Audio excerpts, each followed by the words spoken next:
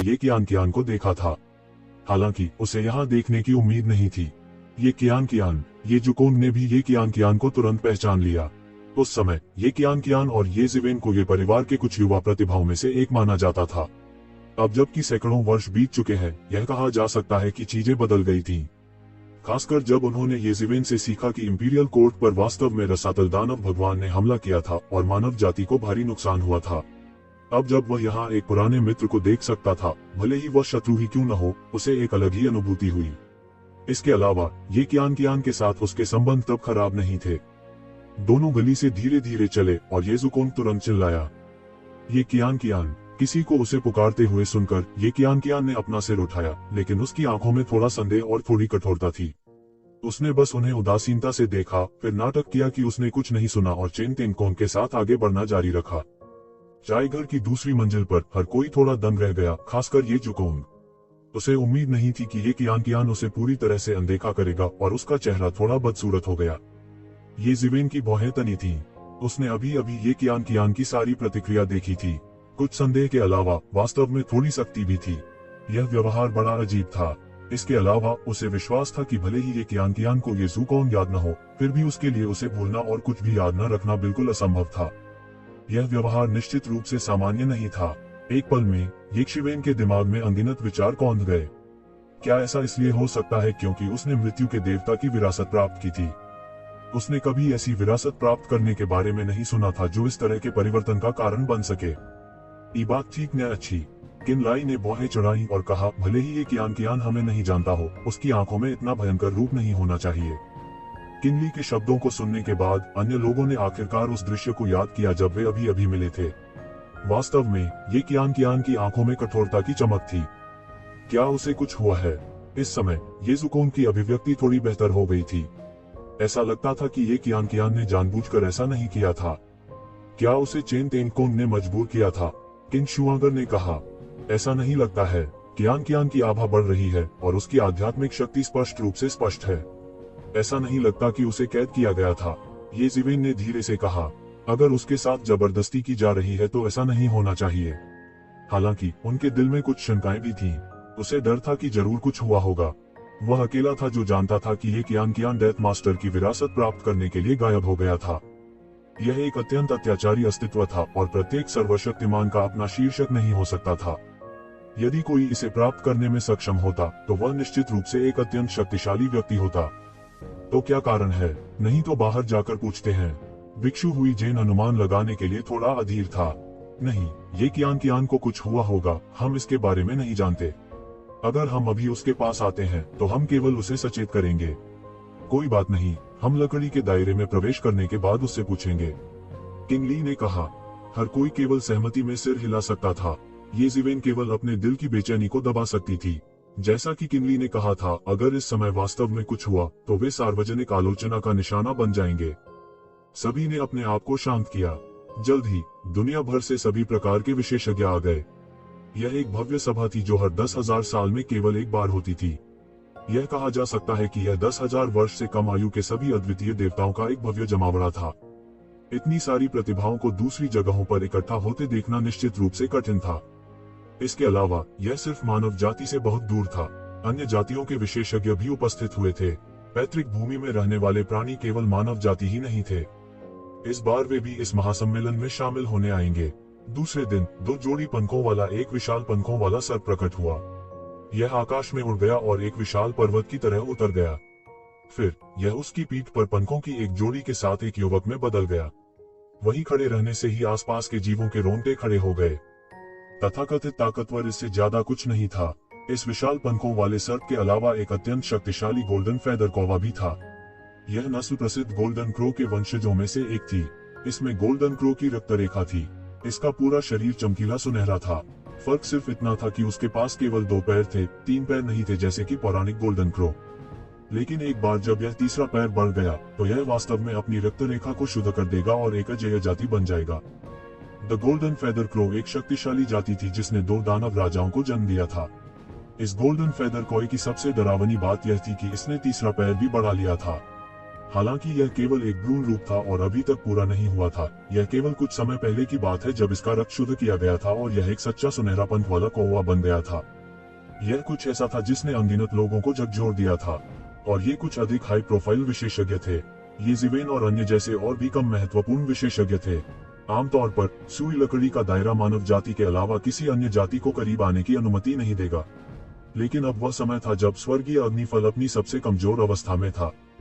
ये ज़िवेन और अन्य लोग भी चुपचाप किनली के आने का इंतजार कर रहे थे। आकाश में अग्नि तत्व सघन और सघन होते जा रहे थे। हर कोई जानता था कि ऐसा इसलिए था क्योंकि सुई फायर एसेंस फॉर्मेशन धीरे धीरे कमजोर हो रहा था। इसलिए सुई लकड़ी के दायरे से अधिक अग्नि तत्व धीरे धीरे रिस रहे थे, जिससे आकाश लाल रंग में रंगा जा रहा था। यह देखकर कि सुई लकड़ी का दायरा खुलने वाला था लेकिन किनलाई अभी भी कहीं दिखाई नहीं दे रहा था, हर कोई घबराने लगा। क्या वह स्वर्गीय अग्निफल के पकने से चूकने वाला था? जब सुई लकड़ी का दायरा खुलने वाला था, किनली का अवतार अचानक हिल गया और कहा, वह यहाँ है, मेरा सच्चा स्व यहाँ है। इतना कहने के बाद वह आध्यात्मिक ऊर्जा के एक गोले में बदल गया और आकाश में गायब हो गया। कुछ ही समय बाद किनली आखिरकार सबके सामने आ गए, लेकिन सभी की कल्पना के विपरीत किनली गंभीर रूप से घायल हो गए थे। उसके कपड़े अस्त व्यस्त थे और उसके शरीर पर कई जख्म थे। उनमें से कुछ इतने गहरे थे कि हड्डियां देखी जा सकती थीं। यह स्पष्ट था कि वह एक भयानक युद्ध से गुजरा था। आपको क्या हुआ? ये ज़िवेन और अन्य लोग जल्दी से आगे आए और पूछा। मुझे एक शक्तिशाली दुश्मन का सामना करना पड़ा। किनले ने खून की खांसी की और कहा, लेकिन ये ज़िवेन की फीनिक्स रीजनरेशन तकनीक की मदद से वह मुश्किल से ठीक हो पाया। उनके अनुसार वह बहुत समय पहले चले गए थे, लेकिन उनका सामना जी परिवार की इस पीढ़ी के सबसे मजबूत विशेषज्ञ जी जुआनहुआंग से हुआ। आखिरकार वह हार गया और गंभीर रूप से घायल हो गया। जी जुआनहुआंग, मैंने भी उनके बारे में सुना है। वह जी परिवार के अजेय प्रतिभा हैं। कई साल पहले उन्होंने पैतृक भूमि के लोगों को हराया था, लेकिन उसने आपसे हजारों साल पहले साधना की है, इसलिए यह सामान्य है कि आप उसके विरोधी नहीं हैं। किन शूंगेर ने कहा, नहीं, मैं उसी क्षेत्र में उसके साथ लड़ा और अंत में मैं हार गया। किनली ने अनिच्छा से कहा, उसे उसी दायरे में दबा दिया जाता तो अच्छा था, लेकिन उसी दायरे में उसकी हार हुई थी।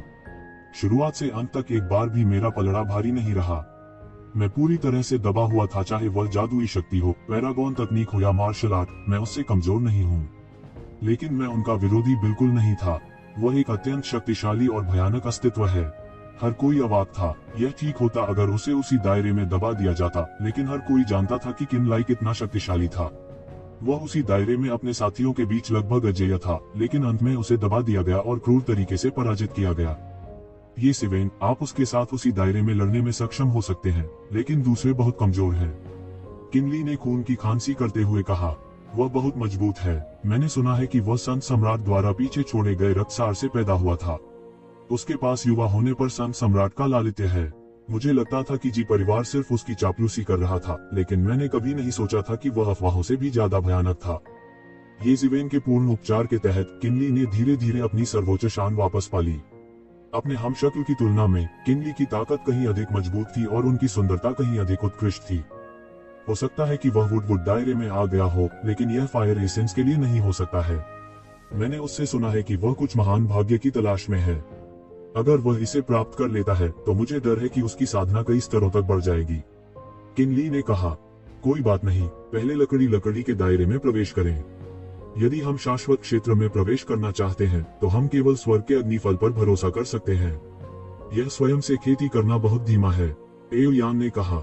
दूसरों ने सिर हिलाया और वुडवुड दायरे में एओयान का पीछा किया। अब तक अधिकांश शक्तिशाली अस्तित्व पहले ही वुडवुड दायरे में प्रवेश कर चुके थे। जब उन्होंने प्रवेश किया तो ऐसा लगा जैसे वे आग के समुद्र में प्रवेश कर गए हों। चिंगारी हर जगह उड़ रही थी और इन चिंगारी का तापमान कुछ 1000 डिग्री था। सामान्य जीवों का यहाँ जीवित रहना असंभव था। दूसरे शब्दों में, यहाँ तक कि असाधारण जीवन रूप भी जीवित नहीं रह पाएंगे। अभी कुछ समय बाकी है। स्वर्ग का अग्निफल इतनी जल्दी फल नहीं देगा। इससे पहले हम अब भी इधर उधर खोज सकते हैं और अलग हो सकते हैं। हम अंत में वुडवुड दायरे में इकट्ठा होंगे। किनली ने कहा, वह इस जगह से सबसे अधिक परिचित थे, इसलिए उन्होंने पहले से ही सब कुछ प्लान कर लिया था। दूसरों ने सहमति व्यक्त की। जब उन्हें एक साथ काम करने की जरूरत थी, तभी वे हेवन फायर फ्रूट और फायर एसेंस के लिए प्रतिस्पर्धा कर रहे थे। ये ज़िवेन भीड़ से अलग हो गई और 2 की संख्या में सभी दिशाओं में उड़ गई। ये ज़िवेन को उड़ने की कोई जल्दी नहीं थी। इसके बजाय उसने आसपास के वातावरण की जांच शुरू कर दी।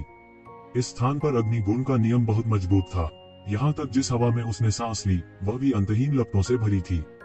यह एक व्यक्ति के शरीर को चारकोल में जलाने के लिए काफी था। हालांकि ये शिवेन के लिए यह कोई समस्या नहीं थी। इसके विपरीत यह खेती के लिए एक उत्कृष्ट स्थान था। वह न केवल नानमिंग पौराणिक आग की खेती कर सकता था, बल्कि वह अपने सोने के बने अत्याचारी रूप को भी संयमित कर सकता था और उसे एक उच्च दायरे में धकेल सकता था। तब तक वह सुप्रीम गोल्डन बॉडी दाव तक पहुंचने में सक्षम हो जाएगा। उसने अपना मुंह खोला और आसपास के वातावरण में आग की विशेषता उसके शरीर में एक पहाड़ की धार की तरह उड़ेल दी, जिससे एक नानमिंग पौराणिक आग बन गई। ये ज़िवेन फीनिक्स कबीले का सदस्य नहीं था, इसलिए उसे लंबे समय तक हर नानमिंग फायर का पोषण करना पड़ा। लेकिन अब उसने वास्तव में अपना मुंह खोल दिया था और नानमिंग फायर बना लिया था। कोई भी कल्पना कर सकता है कि यहाँ अग्नि तत्व कितने सघन थे और उनका स्तर कितना ऊंचा था। जीव, एक तेज तीर हवा में चुभ गया। यह तीर सीधे एक पहाड़ को गिराता है।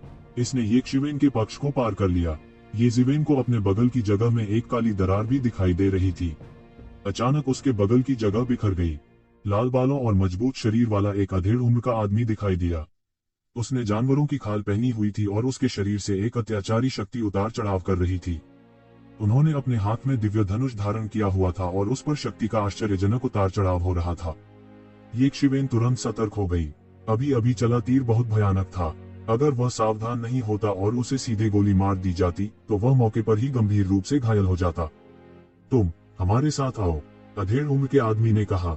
उसके पास कुछ शक्तिशाली प्राणी प्रकट हुए। उन्होंने वैसे ही कपड़े पहने थे, लेकिन वे इस अधेड़ उम्र के आदमी की तरह शक्तिशाली नहीं थे। आप कौन हैं? ये ज़िवेन ने पूछा। बाहरी व्यक्ति, हम महान अग्नि जनजाति के देवता हैं। आज आप हमारे जनजाति की सेवा करने में सक्षम होने के लिए भाग्यशाली हैं। अधेड़ उम्र के व्यक्ति ने कहा और बेसब्री से अपना हाथ हिलाया। बकवास करना बंद करो और किसी भी चाल को खेलने की कोशिश मत करो। सावधान रहें या मैं आपको एक तीर से मार दूंगा। यह अधेड़ उम्र का व्यक्ति बहुत शक्तिशाली था। ये ज़िवेन ने अनुमान लगाया कि वह शायद शाश्वत क्षेत्र के शिखर पर था। हालांकि इस बार लकड़ी के दायरे का उद्घाटन मुख्य रूप से 10,000 साल से कम उम्र की युवा पीढ़ी के लिए था, लेकिन इसका मतलब यह नहीं था कि अन्य लोग इसमें नहीं आ सकते थे। प्रमुख ताकतें उन विशेषज्ञों को अनुमति नहीं देने के लिए सहमत हुई थी जो अंदर आने के लिए बहुत शक्तिशाली थे, और इस नियम की निचली रेखा शाश्वत क्षेत्र का शिखर था। दूसरे शब्दों में, यह अधेड़ उम्र का आदमी शायद आने वाले सभी विशेषज्ञों में सबसे मजबूत था। हालांकि वे स्वर्गीय अग्निफल के लिए सीधे प्रतिस्पर्धा नहीं कर सकते थे, फिर भी उन्हें परिधि में कई खजानों को लूटने की अनुमति दी गई थी। भाई, तुम इस बाहरी व्यक्ति के साथ बकवास क्यों कर रहे हो? बस इसे गोली मार दो, किसी ने कहा। जिस तरह से उसने ये शिवेन को देखा वह काफी असभ्य था। ये शिवेन को अचानक एहसास हुआ कि यहाँ आने से पहले उन्होंने किन्ली को इसका जिक्र करते हुए सुना था। पैतृक भूमि में कई शक्तिशाली जनजातियां रहती थीं। कुछ जनजातियां अधिक खुले विचारों वाली थीं और बाहरी लोगों को अस्वीकार नहीं करती थीं। यहाँ तक वे अपने स्वयं के जीनियस को भी बाहर जाकर अनुभव प्राप्त करने के लिए प्रोत्साहित करते थे। हालांकि इन सभी कबीलों में ये ज़िवेन जैसे बाहरी व्यक्ति का प्रभाव नहीं था। कुछ जिद्दी कबीलों की नजर में यह ठीक इसलिए था क्योंकि पुश्तैनी जमीन छोड़ने वाले इंसानों ने बाहरी दुनिया में तूफान लाए थे कि पुश्तैनी जमीन कई बार खतरे में पड़ चुकी थी। वे बेफिक्र जिंदगी जी सकते थे, लेकिन अब यह थोड़ा ज्यादा खतरनाक था। कुछ लोग उन्हें देशद्रोही भी मानते थे। जाहिर है, यह फायर ट्राइब बाहरी लोगों जैसे कि ये ज़िवेन के प्रति बेहद शत्रुतापूर्ण थी। ये शिवेन ने उतावलापन नहीं दिखाया। अधेड़ उम्र के आदमी की दिव्य भावना उसके शरीर पर मजबूती से टिकी हुई थी। अगर उसने उतावलापन दिखाया होता तो शायद उसे तीर लग जाता। उसके पास कुछ तरकीबें थीं, लेकिन वह इस समय उनका उपयोग नहीं करना चाहता था। इसलिए भले ही उनके मन में गुस्सा था, लेकिन उन्होंने इसे अपने चेहरे पर नहीं दिखाया। जल्द ही ये ज़िवेन को एक घाटी में लाया गया। यहाँ पहले से ही 20 से ज्यादा लोग जमा हो गए थे। उनमें से कुछ मानव जाति से थे और कुछ अन्य जातियों से थे। हालांकि इस समय उनके बीच कोई अंतर नहीं था। घाटी के बाहर सैकड़ों फायर ट्राइब पावर हाउस थे जिन्होंने अपने दाव की पुष्टि की थी। बहुत जल्दी हर कोई समझ गया कि वे यहाँ क्यों इकट्ठे हुए हैं। फायर ट्राइब के लोग वास्तव में उनका उपयोग पथ का पता लगाने और यह पता लगाने के लिए करना चाहते थे कि तोप के चारे के रूप में उनका उपयोग करके क्या खतरे हैं। क्या आपको जनता के गुस्से का डर नहीं है? आप चाहें तो खुद जा सकते हैं, किसी ने गुस्से में कहा। हालांकि ये अग्नि जनजाति के लोग दृढ़ थे। उन्होंने उन्हें विरोध करने का जरा सा भी मौका नहीं दिया। उनमें से हर एक ने भीड़ को आगे बढ़ने की धमकी देते हुए अपनी तलवारें निकाल लीं। सभी के मन में बहुत गुस्सा था, लेकिन वे कुछ नहीं कर सके। अधेड़ उम्र का आदमी बहुत मजबूत था। वह अनंत क्षेत्र के शिखर पर था, सब कुछ दबा देने के लिए पर्याप्त था। यहाँ तक उन दिग्गज अद्वितीय प्रतिभाओं को भी इस अधेड़ उम्र के व्यक्ति के सामने प्रतिस्पर्धा करने में मुश्किल होगी, क्योंकि उनकी साधना का समय काफी लंबा नहीं था। फायर जनजाति के लोगों के अनुरक्षण के तहत 20 या तो लोग ही आगे बढ़ सकते थे। उनका लक्ष्य घाटी था। हर कोई, यह एक पवित्र भूमि है, यहाँ एक महान भाग्य छिपा हो सकता है। यदि आपके पास कोई फसल है तो इसे आपके अपने अवसर के रूप में माना जाएगा। अधेड़ उम्र के आदमी ने धीरे से कहा। हालांकि उनके शब्द सुनने में अप्रिय नहीं थे, फिर भी भीड़ को रास्ता तलाशने के लिए मजबूर करने की उनकी जबरदस्त हरकत ने सभी को नाराज कर दिया, लेकिन उन्होंने कुछ भी कहने की हिम्मत नहीं की। अग्नि जनजाति कितनी शक्तिशाली थी, इसका उल्लेख करने की आवश्यकता नहीं थी। इसमें किंग रैंक के विशेषज्ञ भी थे। यह एक राजा रैंक वाले संप्रदाय के स्तर पर एक भयानक शक्ति थी। पूर्वजों की भूमि में यह प्रथम श्रेणी की शक्ति थी। बहुत कम ताकतें थीं जो इसकी तुलना कर सकती थी। यहाँ हर कोई एक देवता था जिसने अपने दाव को सिद्ध कर लिया था। वे अमर प्राणी थे जो प्राचीन काल से अस्तित्व में थे। उनकी अपनी मर्यादा थी, लेकिन अब वे खोजबीन करने को विवश थे। यह बस एक बड़ा अपमान था। अधेड़ उम्र के आदमी का दमन न होता तो सब विद्रोह कर चुके होते। फायर ट्राइब के बिजली घरों की चौकस निगाहों के तहत भीड़ ने घाटी में कदम रखा। पूरी घाटी कोहरे की परतों में लिपटी हुई थी। जाहिर है, ऑपरेशन में एक बेहद शक्तिशाली फॉर्मेशन था। हालांकि हर कोई बचना चाहता था, कोई रास्ता नहीं था। हालांकि फायर ट्राइब के लोग करीब नहीं थे, फिर भी वे अपने तीरों की सीमा के भीतर थे। वे रास्ता तलाशने के लिए हमें तोप के चारे के रूप में इस्तेमाल करना चाहते हैं। धिक्कार है। अगर मैं बच सकता हूं, तो मैं उन्हें जरूर सबक सिखाऊंगा। हम क्या कर सकते हैं? हम कमजोर हैं। हम अग्नि जनजाति की तुलना कैसे कर सकते हैं? सामने वाले लोग लगातार अपनी दिव्य इंद्रियों से संवाद कर रहे थे, लेकिन कोई रास्ता नहीं सूझ रहा था। यह है फायर ट्राइब के पावर हाउस। रास्ते में अचानक सभी को जमीन पर पड़े अमरों की कुछ लाशें दिखाई दी। उसका दिल कड़ा हो गया और वह तुरंत समझ गया कि फायर ट्राइब ने उन्हें क्यों पाया। इसका कारण यह था कि पिछले अन्वेषण में उन्हें बहुत नुकसान हुआ था, इसलिए उन्होंने उन्हें ढूंढ लिया था। धिक्कार है। यह स्पष्ट रूप से एक खतरनाक जगह है। वे कैसे कहते हैं कि यह एक महान भाग्य है? बहुत से लोग बेहद गुस्से में थे। उन्हें स्पष्ट रूप से यहाँ मरने के लिए भेजा गया था। ईमानदारी बिल्कुल नहीं थी। हालांकि कोई दूसरा रास्ता नहीं था। उनके पीछे अग्नि जनजाति के बिजली घरों ने बिल्कुल भी रास्ता नहीं दिया। वे केवल आंख बंद करके अनुसरण कर सकते थे और आगे बढ़ सकते थे। आखिरकार कोहरे की परतों से गुजरने के बाद जिस अशुभ घटना की उन्होंने कल्पना की थी, वह नहीं हुई। वे भी फायर ट्राइब के पावर हाउस की तरह खत्म नहीं हुए। उनके सामने एक अतुलनीय विशाल झील थी जो 100 किलोमीटर से अधिक लंबी थी। अनगिनत बिजली के बोल्ट इस विशाल झील की सतह से लगातार गिर रहे थे। सब कुछ डूब रहा था। इससे भी ज्यादा भयानक बात यह थी कि झील वास्तव में पानी से नहीं बनी थी, बल्कि बिजली से बने बिजली के तरल से बनी थी। यह खतरे की अत्यंत भयावह भूमि थी। इस विशाल सरोवर के मध्य में एक विशाल स्वर्ण महल तैरता हुआ था। यह है वास्तव में एक दिव्य खजाना है। कोई मदद नहीं कर सका, लेकिन चिल्लाया। उन्हें उम्मीद नहीं थी कि अंदर कोई दैवीय खजाना छिपा है। यह एक आकस्मिक मुलाकात थी। अग्नि जनजाति के लोग उनसे झूठ नहीं बोलते थे। हालांकि यह स्पष्ट था कि अग्नि जनजाति के लोग यहाँ के दिव्य खजाने को उनके साथ साझा करने का इरादा नहीं रखते थे। हा, यह वास्तव में यहाँ है। इस समय अग्नि जनजाति का अधेड़ व्यक्ति हंसा। हालांकि ये तोपों का चारा किसी काम का नहीं था, फिर भी यह उनके लिए काफी था। तुम वहाँ उड़ो। इस समय अधेड़ उम्र के व्यक्ति ने येज़ेवेन की ओर इशारा किया और वास्तव में चाहता था कि वह अंतहीन झिलमिलाती बिजली के माध्यम से तोड़ने की कोशिश करे। उसके हाथ में दिव्य धनुष पहले से ही उठा हुआ था और येज़ेवेन की ओर इशारा कर रहा था। येज़ेवेन जब तक थोड़ा सा झिझकती, वो तुरंत उसे गोली मारकर मौत के घाट उतार देता। मूल रूप से येज़ेवेन इस तरह मरने को तैयार नहीं थी।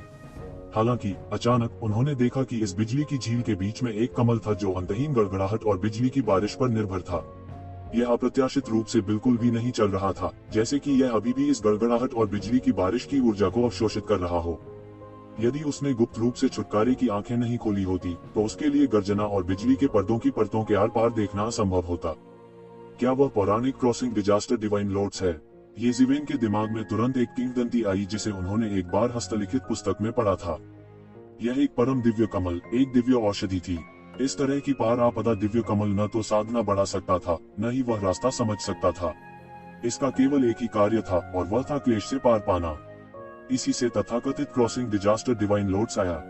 जब तक किसी के पास यह क्रॉसिंग डिजास्टर डिवाइन लॉर्ड्स था, तब तक उसे शक्तिशाली स्वर्ग के क्लेश के बारे में चिंता करने की आवश्यकता नहीं थी। प्राचीन काल से ही कुछ बलशाली लोग थे जिन्होंने पार आपदा दिव्य कमल को प्राप्त किया था। हालांकि अब तक कोई भी क्लेश को पार करने में विफल नहीं हुआ था। यह सिर्फ इतना था कि क्रॉसिंग डिजास्टर डिवाइन लॉर्ड्स को ढूंढना बहुत मुश्किल था।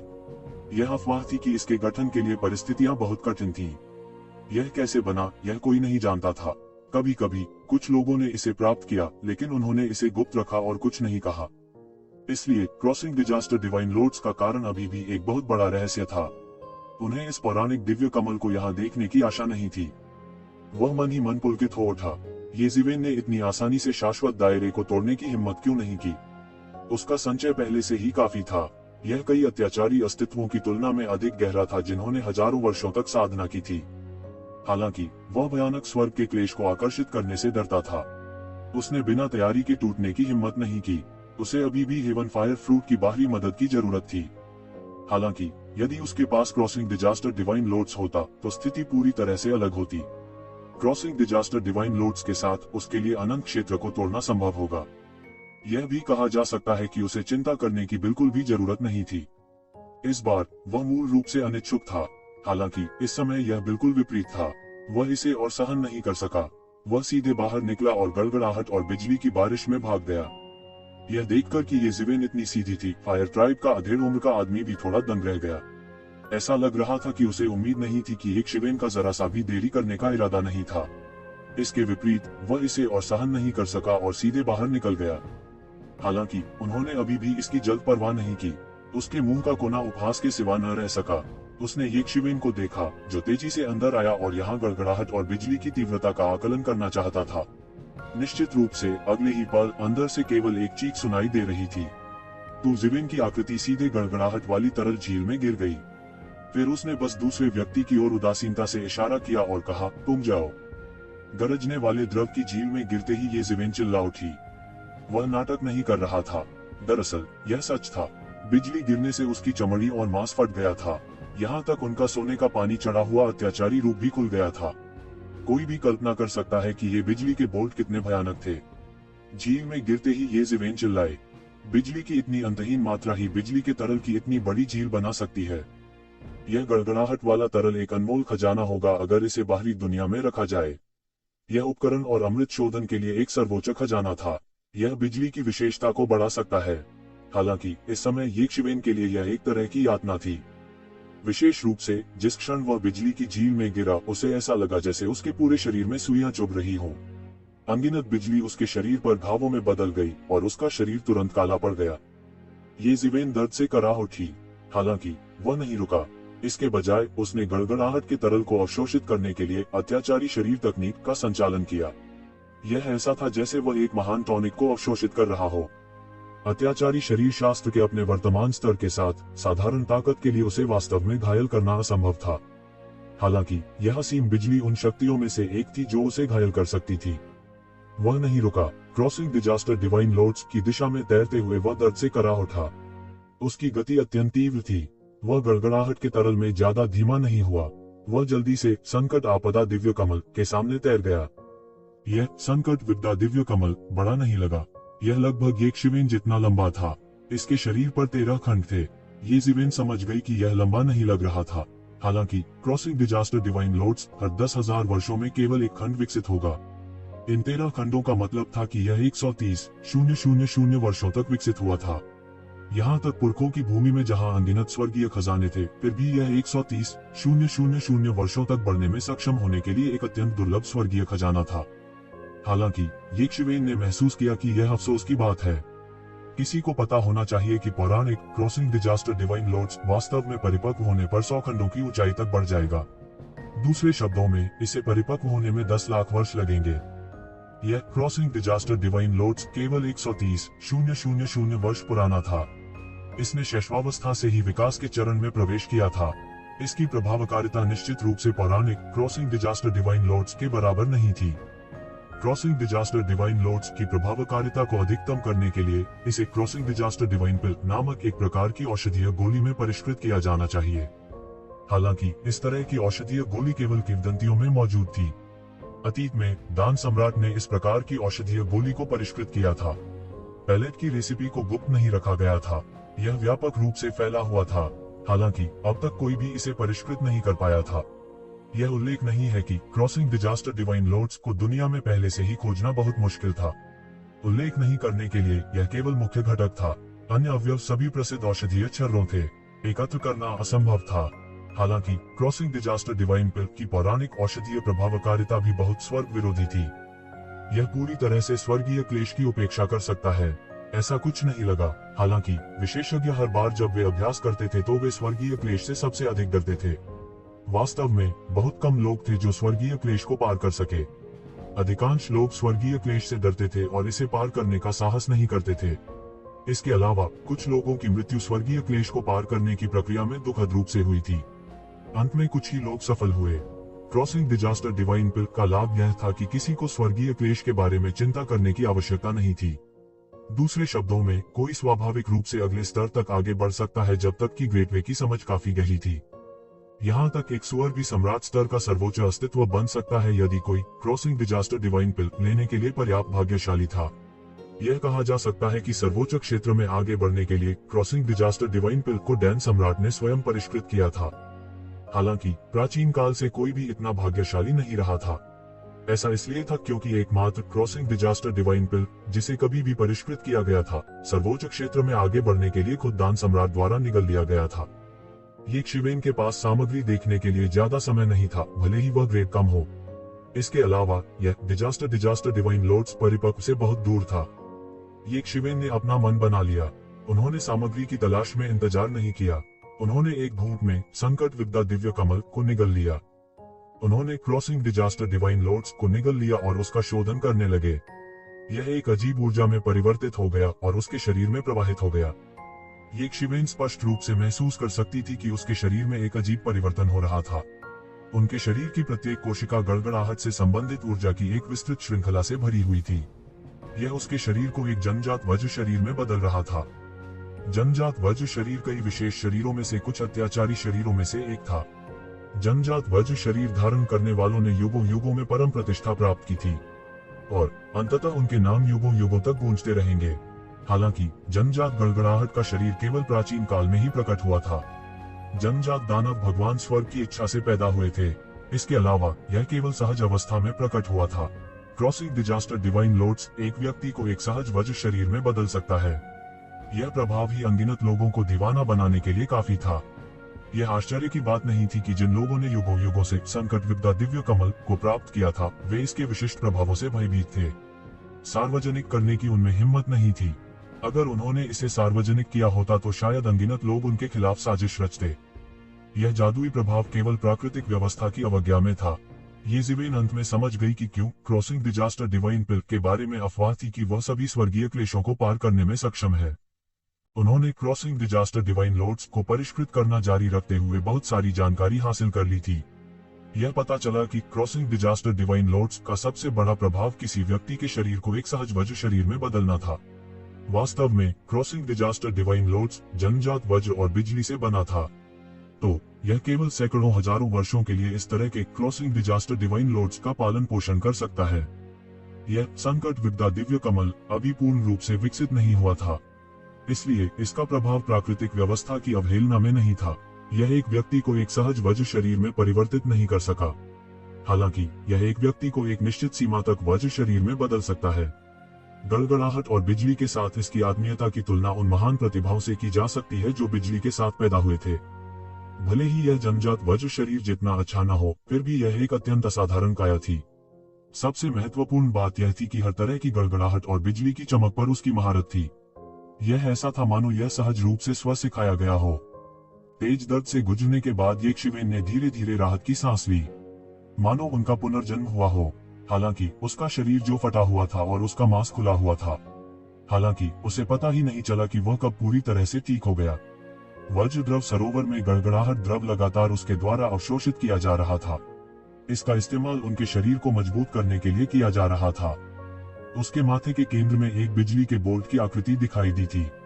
यह एक ताबीज था जिसने वज्रपथ के बारे में उनकी सारी समझ दर्ज की। इतना ही नहीं, बल्कि सबसे महत्वपूर्ण बात यह थी कि उन्होंने चौथे मार्शल आर्ट अवतार की भी निंदा की थी। यह वज्र विशेषता का मार्शल आर्ट अवतार था। कोई कल्पना कर सकता है कि थंडर डाउ की उनकी समझ उस स्तर तक पहुंच गई थी जो स्वर्ग को झकझोर सकती थी और देवताओं को रुला सकती थी। तभी वह एक कानून को मार्शल डाउ अवतार में संघनित कर सकता था। यह पिछले मुट्ठी दाव अवतार और कृपाण दाव अवतार की तुलना में कहीं अधिक कठिन था। इस समय वह वज्र द्रव सरोवर में सीधा बैठा हुआ था। वह प्रतिष्ठित और पराक्रमी दिखता था। यह ऐसा था मानो वज्र और बिजली के पुत्र का पुनर्जन्म हुआ हो। यदि वह वास्तव में जन्मजात वज्र शरीर में परिवर्तित हो गया होता तो वह वज्र और बिजली का राजा बन गया होता। वह दुनिया में लाखों वज्र और बिजली को नियंत्रित करता, सिर्फ वज्र और बिजली का बेटा नहीं। हालांकि फिर भी अगर बाहरी दुनिया को यह देखना था तो यह चौंकाने वाला होगा। उनकी त्वचा से लगातार रंगों की छटा छलक रही थी। यह गड़गड़ाहट और बिजली की चमक थी। गड़गड़ाहट तरल झील मूल रूप से उसके लिए बहुत घातक थी। हालांकि यह इस समय उनका खजाना कटोरा बन गया था। वह लगातार गड़गड़ाहट के तरल को अवशोषित कर रहा था और उसे अपनी शक्ति में बदल रहा था। उसकी शक्ति का भी लगातार विस्तार हो रहा था। अगर कोई बाहरी व्यक्ति इस समय यह देख लेता तो शायद वे मौत से डर जाते। एक साधारण व्यक्ति के लिए किसी गड़गड़ाहट वाले तरल को वश में करना पहले से ही बहुत आश्चर्यजनक था। यहाँ तक कि शाश्वत क्षेत्र के शिखर पर एक गुरु भी कोई अपवाद नहीं था। यह गड़गड़ाहट का तरल एक मास्टर को अनंत क्षेत्र के शिखर पर भी मार सकता है। हालांकि येज़िवेन अपने इस्तेमाल के लिए इसे वश में करने में सक्षम था। यह बिल्कुल अकल्पनीय था। येज़िवेन लगातार क्रॉसिंग आपदा दिव्य कमल को परिष्कृत कर रही थी। वह लगातार अपने शरीर में बदलाव भी कर रहे थे। यह सिर्फ सोने का पानी चढ़ा अत्याचारी रूप नहीं था। उसके शरीर के भीतर अंतहीन गड़गड़ाहट और बिजली सरपट दौड़ रही थी। अब यह संकट विपदा दिव्य कमल उनके शरीर में जड़ पकड़ चुका था। बीज के समान था। यह उसे अपने शरीर को उस जन्मजात वज्र शरीर में पूरी तरह से रूपांतरित करने का अवसर देगा। हालांकि इसके लिए बहुत अधिक गड़गड़ाहट विशेषता ऊर्जा की आवश्यकता होगी। उसके मन में इस स्थान को न छोड़ने का आवेग भी था। वह यहाँ सैकड़ों या हजारों वर्षों तक अभ्यास करेगा। उस समय वह फिर से अस्तित्व में आएगा। वह सर्वोच्च वज्र शक्ति से दुनिया को झाड़ू देने में सक्षम होगा। कतई मुश्किल नहीं होगा। हालांकि वह यह भी जानता था कि यह केवल एक असाधारण आशा थी। हालांकि उनके दिमाग में एक पागल विचार आया था। चूंकि वह यहाँ नहीं रह सकता था तो इस वज्र द्रव को क्यों नहीं ले जाता। एक साधारण दैवीय उपकरण फट जाएगा और एक पल में विस्फोट हो जाएगा अगर उसने गड़गड़ाहट के तरल को जमा करने की कोशिश की। हालांकि उसके पास अभी भी त्यान्युवान दर्पण था। यह एक डाउ टूल हुआ करता था। यहाँ तक अगर यह पहले की तरह शानदार नहीं होता तो त्यान्युवान दर्पण को फोड़ना थंडर लिक्विड के लिए इतना आसान नहीं होता। उसे हल्का सा लगा जैसे वह वज्र और बिजली का अवतार बन गया हो। वह गड़गड़ाहट और बिजली से भरे इस आकाश का एक हिस्सा बन गया था। नहीं, यह भी कहा जा सकता था कि वे इसके नेता बन गए थे। यह एक मछली के समुद्र में लौटने का भ्रम जैसा था। सबसे खतरनाक गड़गड़ाहट तरल अब उसके लिए बाधा नहीं होगी। लंबे समय के बाद आखिरकार उन्होंने सांस छोड़ी और अपनी साधना को समेकित किया। हालांकि उन्होंने पहले थंडर लिक्विड को स्टोर नहीं किया। इसके बजाय उसने अपनी सैन्य शक्ति को बढ़ाया और उसे शिखर तक पहुंचाया। उसने अचानक महसूस किया कि उसके सिर के ऊपर एक विनाशकारी आभा उभर आई है। एक असीम और भयानक शक्ति सीधे कुचल दी गई। यह स्वर्गीय प्रतिशोध की शक्ति थी। यह पहली बार था जब उसने परमेश्वर के दंड को पार करने के बाद स्वर्गीय दंड को पार किया था। इस बार बिजली के प्रतिशोध की शक्ति उस समय की तुलना में 100 गुना अधिक शक्तिशाली थी जब उसने स्वर्गीय प्रतिशोध को पार किया था। यहाँ तक ये जीवेन, जो गड़गड़ाहट वाली तरल झील में था, ने महसूस किया कि उसकी पलकें हल्की सी फड़क रही हैं। निश्चित रूप से यह स्वर्गीय प्रतिशोध उसकी कल्पना में अभूतपूर्व कहा जा सकता है। अगर उसने कोई तैयारी नहीं की होती तो उसकी मौके पर ही मौत हो जाती। कुछ हद तक स्वर्गीय प्रतिशोध सभी के लिए बहुत उचित था। जो जितना अधिक शक्तिशाली होगा, स्वर्गीय प्रतिशोध उतना ही भयानक होगा। अन्यथा येज़िवेन की स्थिति पहले से ही स्वर्ग के प्रतिशोध को आकर्षित कर चुकी होती और वह शाश्वत क्षेत्र में प्रवेश कर गया होता। येज़िवेन अकेली नहीं थी जो स्वर्ग के प्रतिशोध से डरती थी। किनली और अन्य लोग भी इससे डरते थे। अन्यथा वे पहले ही अपने संचय के साथ शाश्वत क्षेत्र की दहलीज को पार कर चुके होते और वे अभी भी शाश्वत क्षेत्र में नहीं टिके होते। उनके सिर के ऊपर का दबाव बड़ा और भयानक होता जा रहा था। यहाँ तक येज़िवेन, जो ज्ञानवर्धक मन प्राचीन वृक्ष के संरक्षण में थे, ने भी एक अकथनीय दबाव महसूस किया। इस समय फायर ट्राइब के पावर हाउस और जो लोग उनके द्वारा कब्जा कर लिया गया था, उन्हें भी उन पर एक अकथनीय दबाव महसूस हुआ। उन्होंने यहाँ अपने रास्ते में स्वर्ग के प्रतिशोध को भी पार कर लिया था। वे कैसे महसूस नहीं कर सकते थे कि यह भावना स्पष्ट रूप से थी कि कोई स्वर्ग के प्रतिशोध को पार कर रहा था। हालांकि उन्होंने एक के बाद एक अपनी दिव्य आंखें खोली और अपनी दिव्य इंद्रियों से बह गए। हालांकि उन्होंने किसी को स्वर्ग के प्रतिशोध को पार करते हुए नहीं पाया। जहां तक लिक्विड झील के अंदर की बात है, इसे उनके द्वारा पहले ही नजरअंदाज कर दिया गया था। उनकी दिव्य इंद्रियां संभवतः भीतर झाड़ू नहीं लगा सकती थीं।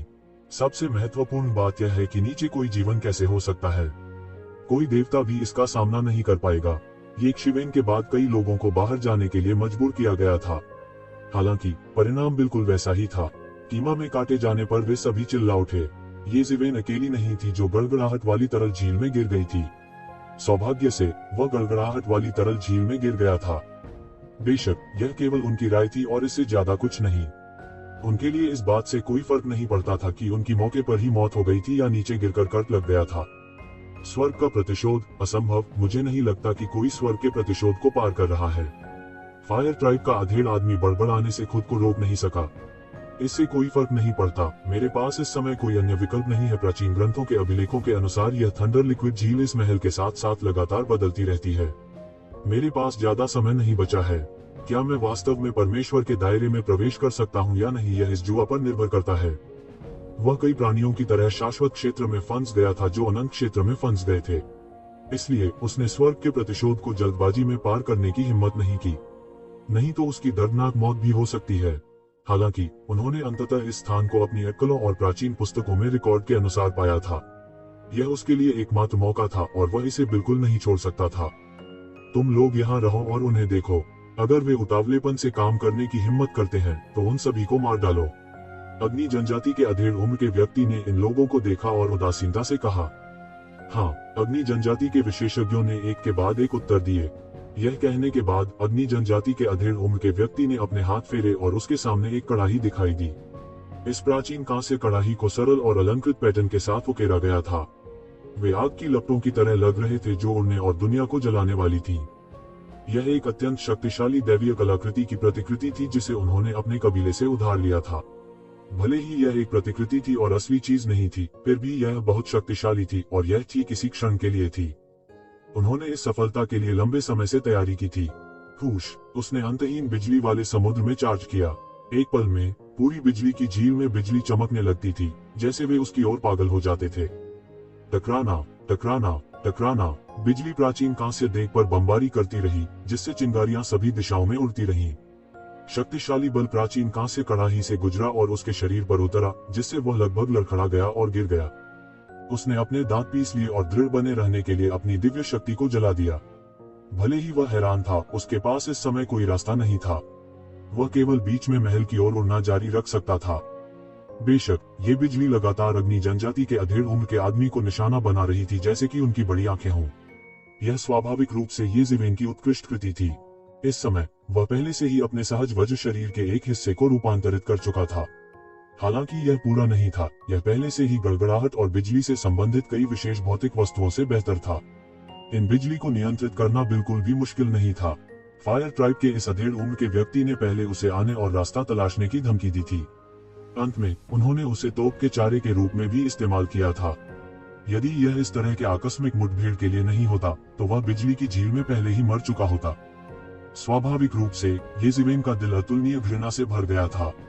यदि यह इस तथ्य के लिए नहीं था कि स्वर्ग का प्रतिशोध आसन था, तो वह सीधे अग्नि जनजाति के इस मध्यम आयु वर्ग के व्यक्ति पर हमला कर सकता था और उसे वहीं मार सकता था।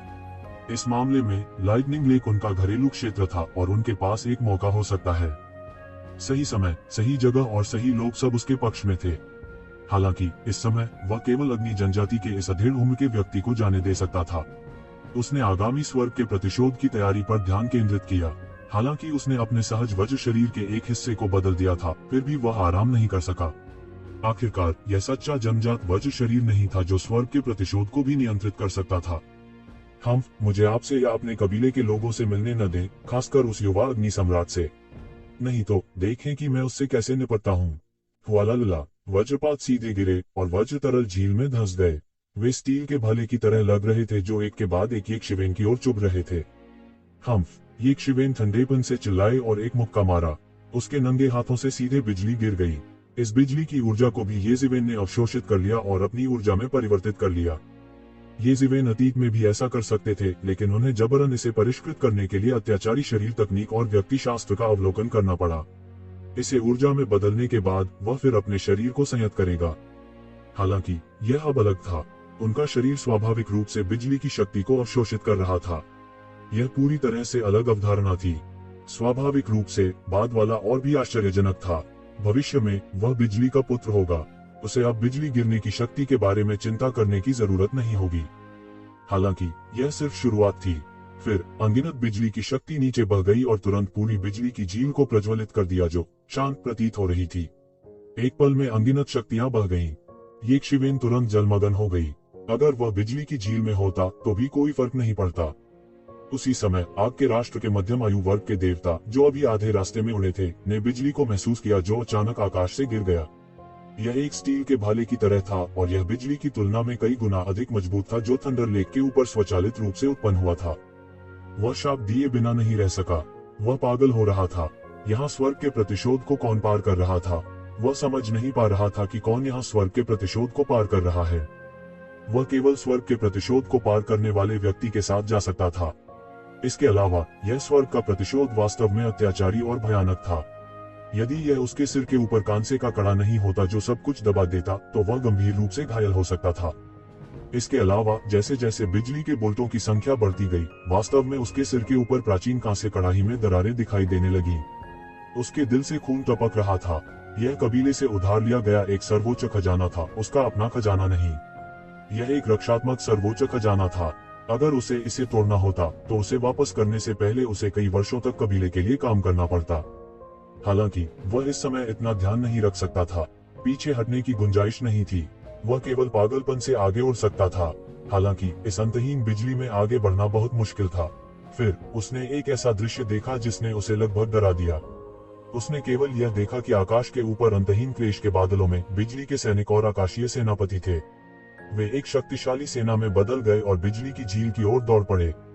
उनमें से एक हिस्सा ऐसा भी था जो वास्तव में उसकी ओर दौड़ पड़ा। यह स्वर्ग का प्रतिशोध का एक रूप था और यह स्वर्ग का प्रतिशोध का ऐसा भयानक संस्करण था। नीचे स्वर्ग के प्रतिशोध को किस प्रकार का राक्षस पार कर रहा था। यह बहुत भयानक था। यदि यह सामान्य समय में होता तो उसके पास अन्वेषण करने और यह देखने का विचार हो सकता था कि क्या वह इसका लाभ उठा सकता है। इस समय उनके पास ऐसा कोई विचार नहीं था। वह केवल बचना चाहता था। अनगिनत बिजली के सैनिक और आकाशीय सेनापति चिल्लाए और उसकी ओर दौड़ पड़े।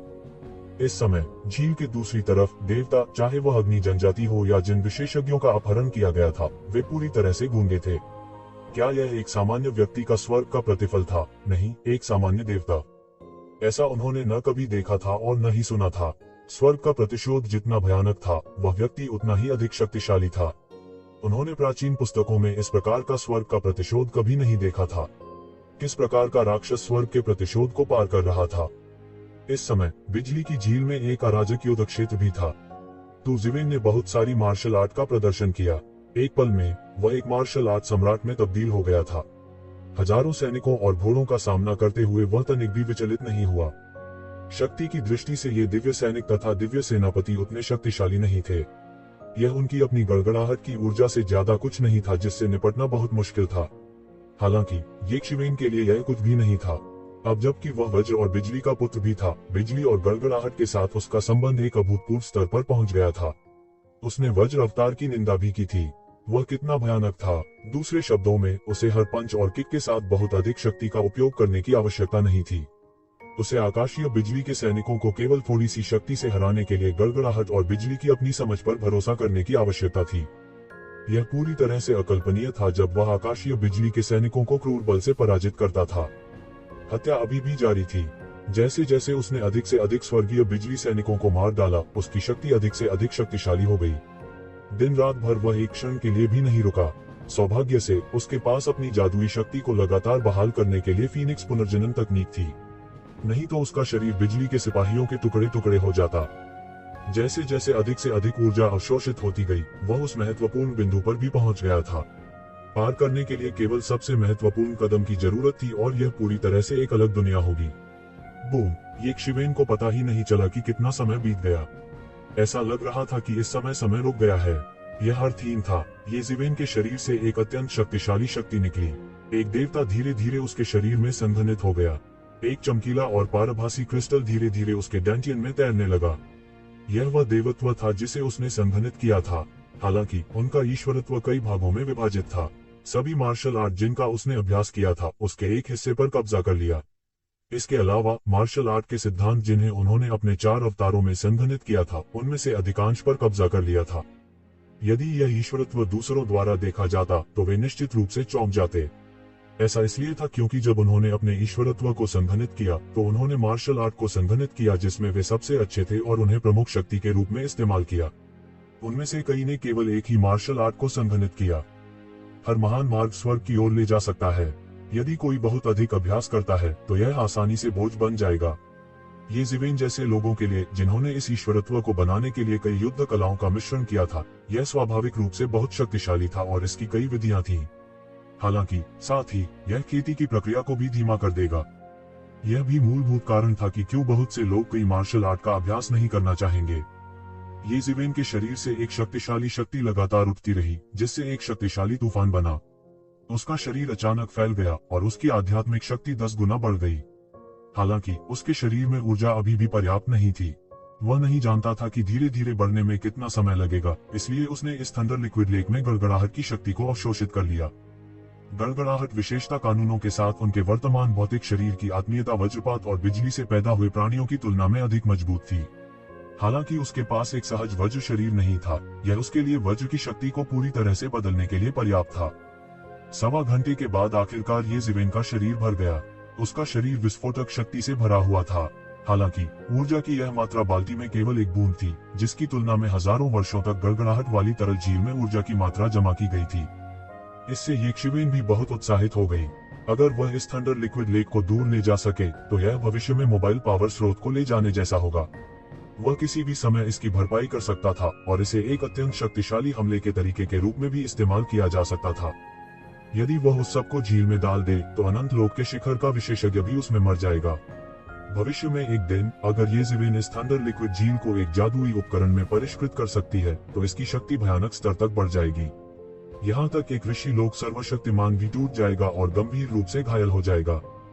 यह भी एक बहुत शक्तिशाली तरीका था, लेकिन अब उसके पास इसे करने का समय नहीं था।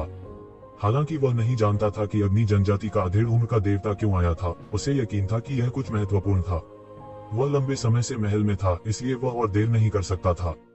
इस समय उसके शरीर के भीतर वज्र की शक्ति बढ़ रही थी। एक पल के लिए इसमें वास्तव में अन्य मार्शल आर्ट को अभिभूत करने की प्रवृत्ति थी। इसे भविष्य में धीरे धीरे समायोजित करने की भी आवश्यकता थी। हालांकि इस समय उन्होंने महसूस किया कि उनकी ताकत अभूतपूर्व रूप से शक्तिशाली थी।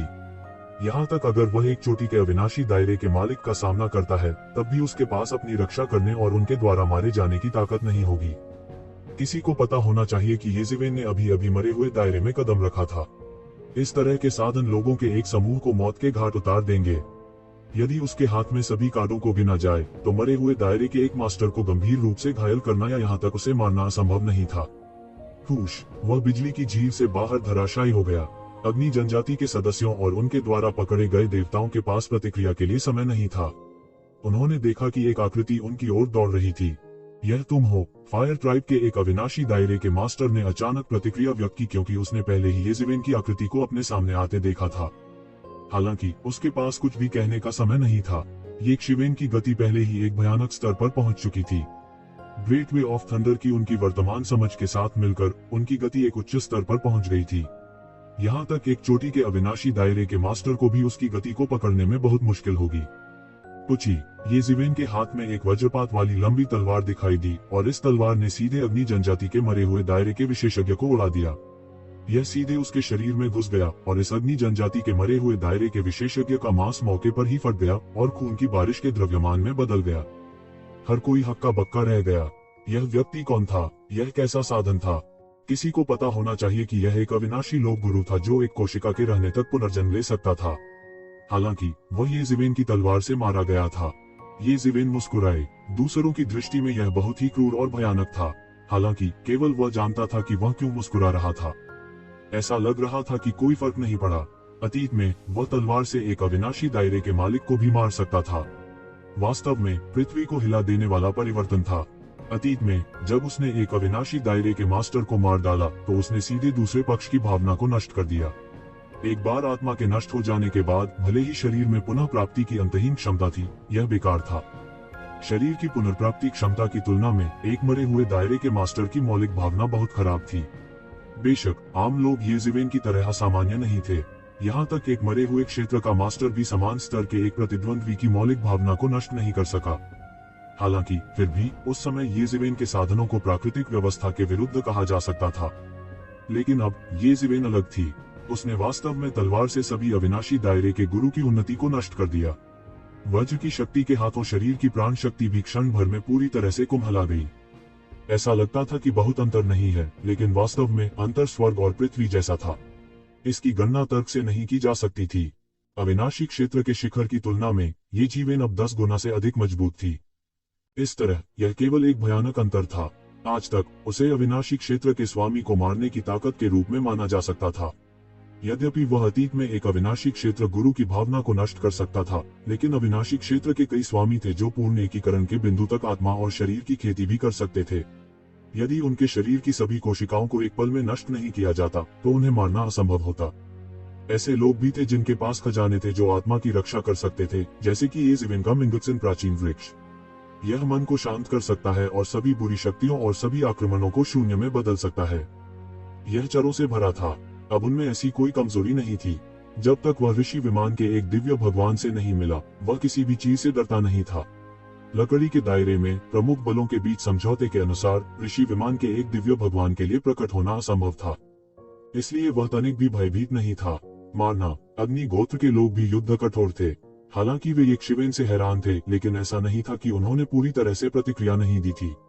वे सभी चिल्लाए और यक्षिवेन की ओर दौड़े। Swoosh swoosh swoosh. हड्डी के तीर सीधे येजिवेन की ओर उड़े, उसे मारने की कोशिश कर रहे थे। हम्फ, येजिवेन ने उपहास किया। उसके हाथ में वज्र की शक्ति प्रकट हुई और उसने उसे सीधे बाहर फेंक दिया। टकराना टकराना टकराना। अस्थि बाण लगते ही हवा में फट गए। इसके बाद उन लोगों पर बिजली गिरी। कुछ शक्तिशाली शिखर चरण अमर स्तर के देवता मौके पर चारकोल में बदल गए। वे बिजली की शक्ति से मारे गए थे। वे जितने थे उससे अधिक मृत नहीं हो सकते थे। यहाँ तक एक शक्तिशाली देवता भी यक्षिवेन के सामने बेकार होगा। धिक्कार है, उसे मार डालो। फायर ट्राइब के लोगों ने अचानक प्रतिक्रिया दी। वे पागल होने ही वाले थे। हालांकि वे नहीं जानते थे कि अमर क्षेत्र का यह युवक अचानक इतना भयानक कैसे हो गया और एक बड़ा दुष्ट सितारा बन गया, लेकिन इसने उन्हें सबसे सही निर्णय लेने से नहीं रोका। हालांकि वे नहीं जानते थे कि कैसे अमर क्षेत्र का यह युवक अचानक इतना भयानक हो गया और एक बड़ा दुष्ट सितारा बन गया, इसने उन्हें सबसे सही निर्णय लेने से नहीं रोका। मारना, उसे मार दो, उसे मार दो। फायर ट्राइब के विशेषज्ञ दहाड़ते हुए ये जीवेन को मारने के लिए उसके पास पहुंचे। स्वोश, यक्षिवेन ने एक कदम उठाया और तुरंत चकमा दे गई। उसकी गति इतनी तेज थी कि यह टेलीपोर्टेशन जैसा था। इससे पहले कि लोग प्रतिक्रिया कर पाते, वह एक देवता के सामने दौड़ा और अपनी हथेली को भगवान की छाती पर दबा दिया। वज्र की शक्ति तुरंत फट गई और देवता जलकर राख हो गए। शक्तिशाली और श्रेष्ठ देवता येजिवेन के सामने लेशमात्र भी उपयोगी नहीं था। इससे पहले कि लोग प्रतिक्रिया कर पाते और हमला करना जारी रखते, वह पहले ही गायब हो चुका था और दूसरे देवता के सामने दौड़ पड़ा। टकराना टकराना टकराना। जिन देवताओं को येजिवेन ने निशाना बनाया था, उनके पास बचने का कोई रास्ता नहीं था। वे केवल असहाय होकर देख सकते थे जब यक्षिवेन ने उनका सिर काट दिया। यक्षिवेन की गति बहुत तेज थी। यह इतना तेज था कि वे केवल तभी प्रतिक्रिया कर सकते थे जब वे मृत्यु के कगार पर हों। हालांकि तब तक काफी देर हो चुकी थी। यह बिल्कुल बेकार था। लानत है लड़के, क्या तुम हमसे लड़ने की हिम्मत करते हो? अंत में अग्नि जनजाति के मरे हुए दायरे के स्वामी शांत नहीं हो सके। हालांकि मरे हुए दायरे के मध्यम आयु वर्ग के देवता वहां नहीं थे, फिर भी अग्नि जनजाति में मरे हुए दायरे के अंतिम चरण के 3 शक्तिशाली स्वामी थे। उनकी ताकत बेहद अत्याचारी कही जा सकती है। यह अज्ञात था कि उन्होंने कितने वर्षों तक खेती की थी। चोर को मार डालने का उनका हृदय तो था, पर परिस्थिति को उल्टने की शक्ति उनमें नहीं थी। वे नहीं जानते थे कि क्या करें, क्योंकि उन्होंने पाया कि उनकी गति बहुत धीमी थी। उन्हें कभी नहीं लगा था कि उनकी गति इतनी धीमी है। वे यक्षिवेन की गति के साथ बिल्कुल भी नहीं रह सकते थे।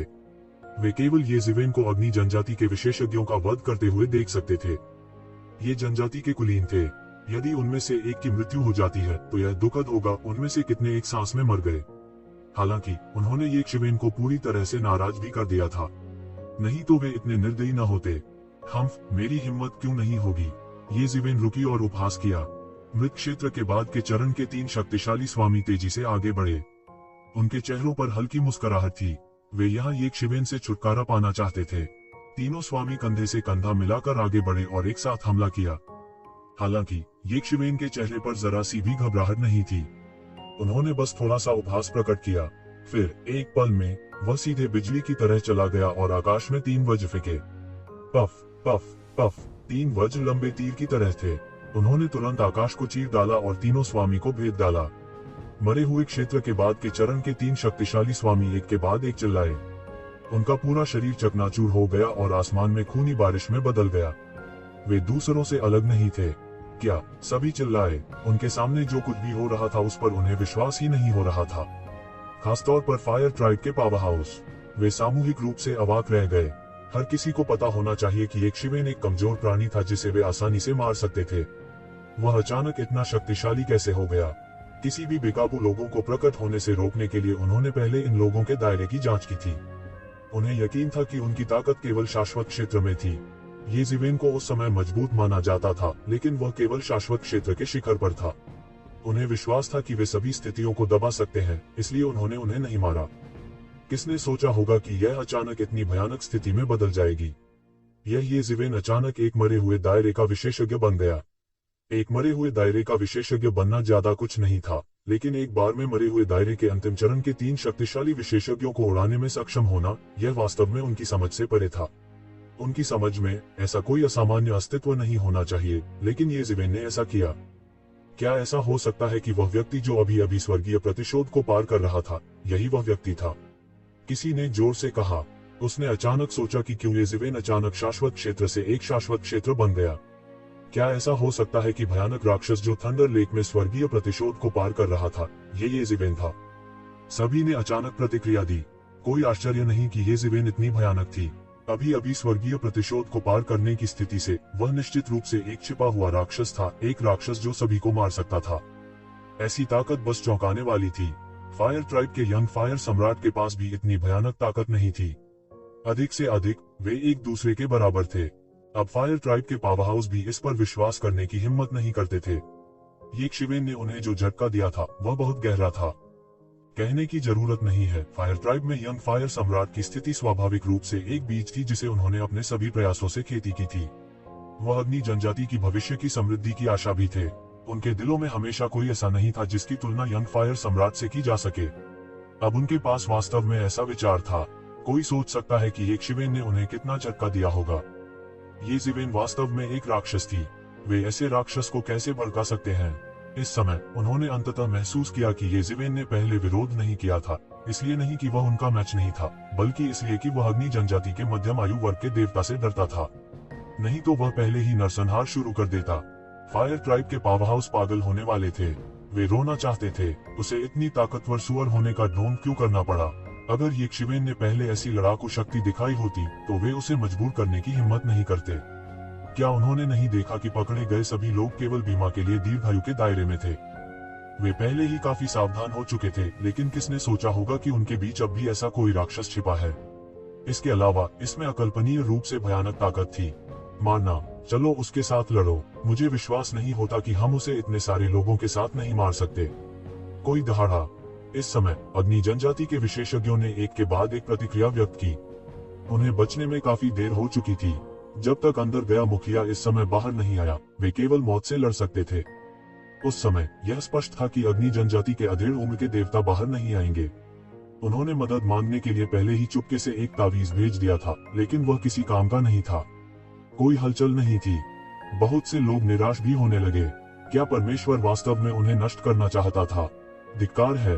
आपको इसके बारे में सोचना होगा। आप अग्नि जनजाति के खिलाफ जा रहे हैं। आपके पास भविष्य में पैतृक भूमि में कठिन समय होगा। फायर जनजाति का एक बिजली गिर दहाड़ने से खुद को रोक नहीं सका। उसे उम्मीद थी कि फायर जनजाति का नाम ये जिवेन को डरा सकता है। मुझे डराओ, तुम अभी भी इससे दूर हो। क्या तुम्हें लगता है कि अगर मैं तुम्हें जाने दूं तो फायर जनजाति इसे जाने देगी? ये जिवेन ने उपहास किया और कहा। अग्नि जाति के लोग भी कुछ उदास थे। दरअसल इतने सारे देवी देवता मर चुके थे। यदि वे गुप्त क्षेत्र में मर जाते तो ठीक था। हालांकि वे बाहरी लोगों के हाथों मारे गए थे। फायर जनजाति की बाहरी लोगों के प्रति शत्रुता को देखते हुए उनके लिए इसे जाने देना बिल्कुल असंभव था।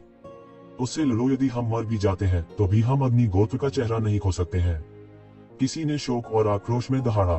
अग्नि गोत्र के देवताओं के रूप में उनकी ताकत बहुत दुर्जय थी। वे जहां भी गए उनका सम्मान किया गया। वे कब बने इतने दुखी हैं? वे ये शिवेन को डरा भी नहीं सकते थे। ऐसा लगता है कि ये जिवेन उन्हें कोई रास्ता नहीं देना चाहते थे। फायर ट्राइब के पावर हाउस का एक समूह ये जिवेन की ओर बढ़ा। वे अराजकता का फायदा उठाकर ये शिवेन को मारना चाहते थे। उनका प्रत्येक आक्रमण बहुत भयंकर और शक्तिशाली था। हालांकि जिस चीज ने उन्हें भयभीत किया वह यह थी कि उनके हमलों से येक्षिवेन को कोई खतरा नहीं था। येक्षिवेन ने कोई बचाव भी नहीं किया। चाहे वे कितना भी आक्रमण क्यों न करें, वे उसे जरा भी प्रभावित नहीं कर सकते थे। येक्षिवेन बस अपने काम से मतलब रख रही थी। ऐसा लग रहा था जैसे ये हमले उसके चेहरे पर ठंडी हवा के झोंके की तरह थे। उसने अपनी मुट्ठी घुमाई और एक भगवान ऊपर हवा में फट गया। यह आकाश में मांस और रक्त की वर्षा में बदल गया। इस समय उनका सारा प्रतिरोध येक्षिवेन के हाथों में अर्थहीन हो गया था। यह कौन है? बाहरी लोगों के बीच ऐसा अत्याचारी अस्तित्व है। हमने इसके बारे में क्यों नहीं सुना? जब उन्होंने इस दृश्य को देखा तो पकड़े गए स्वामी पूरी तरह से डर गए। हालांकि वे अग्नि जनजाति के समान पक्ष में नहीं थे, लेकिन कौन जानता था कि येज़िवेन उन्हें मार डालेगा या नहीं। आखिरकार फायर जनजाति को नाराज करना कोई साधारण मामला नहीं था और यह बहुत संभावना थी कि उन्हें पृथ्वी के छोर तक पीछा किया जाएगा और उनके लिए स्वर्ग से बचने या प्रवेश करने का कोई रास्ता नहीं होगा धरती। वे भी पहरे पर थे। उन्होंने येज़िवेन को सतर्कता से भरी आंखों से देखा। हालांकि उन्होंने उस पर हमला करने की पहल करने की हिम्मत नहीं की। अन्यथा इस बात की पूरी संभावना थी कि वे येक्षिवेन द्वारा वहीं मारे जाएंगे। उन्होंने बिना किसी हिचकिचाहट के सिर्फ येक्षिवेन को अपनी पूरी ताकत से हमला करते हुए देखा। यह एक बाघ की तरह भीड़ों के झुंड में प्रवेश कर रहा था और एक खूनी नरसंहार कर रहा था। यह बेहद भयानक था।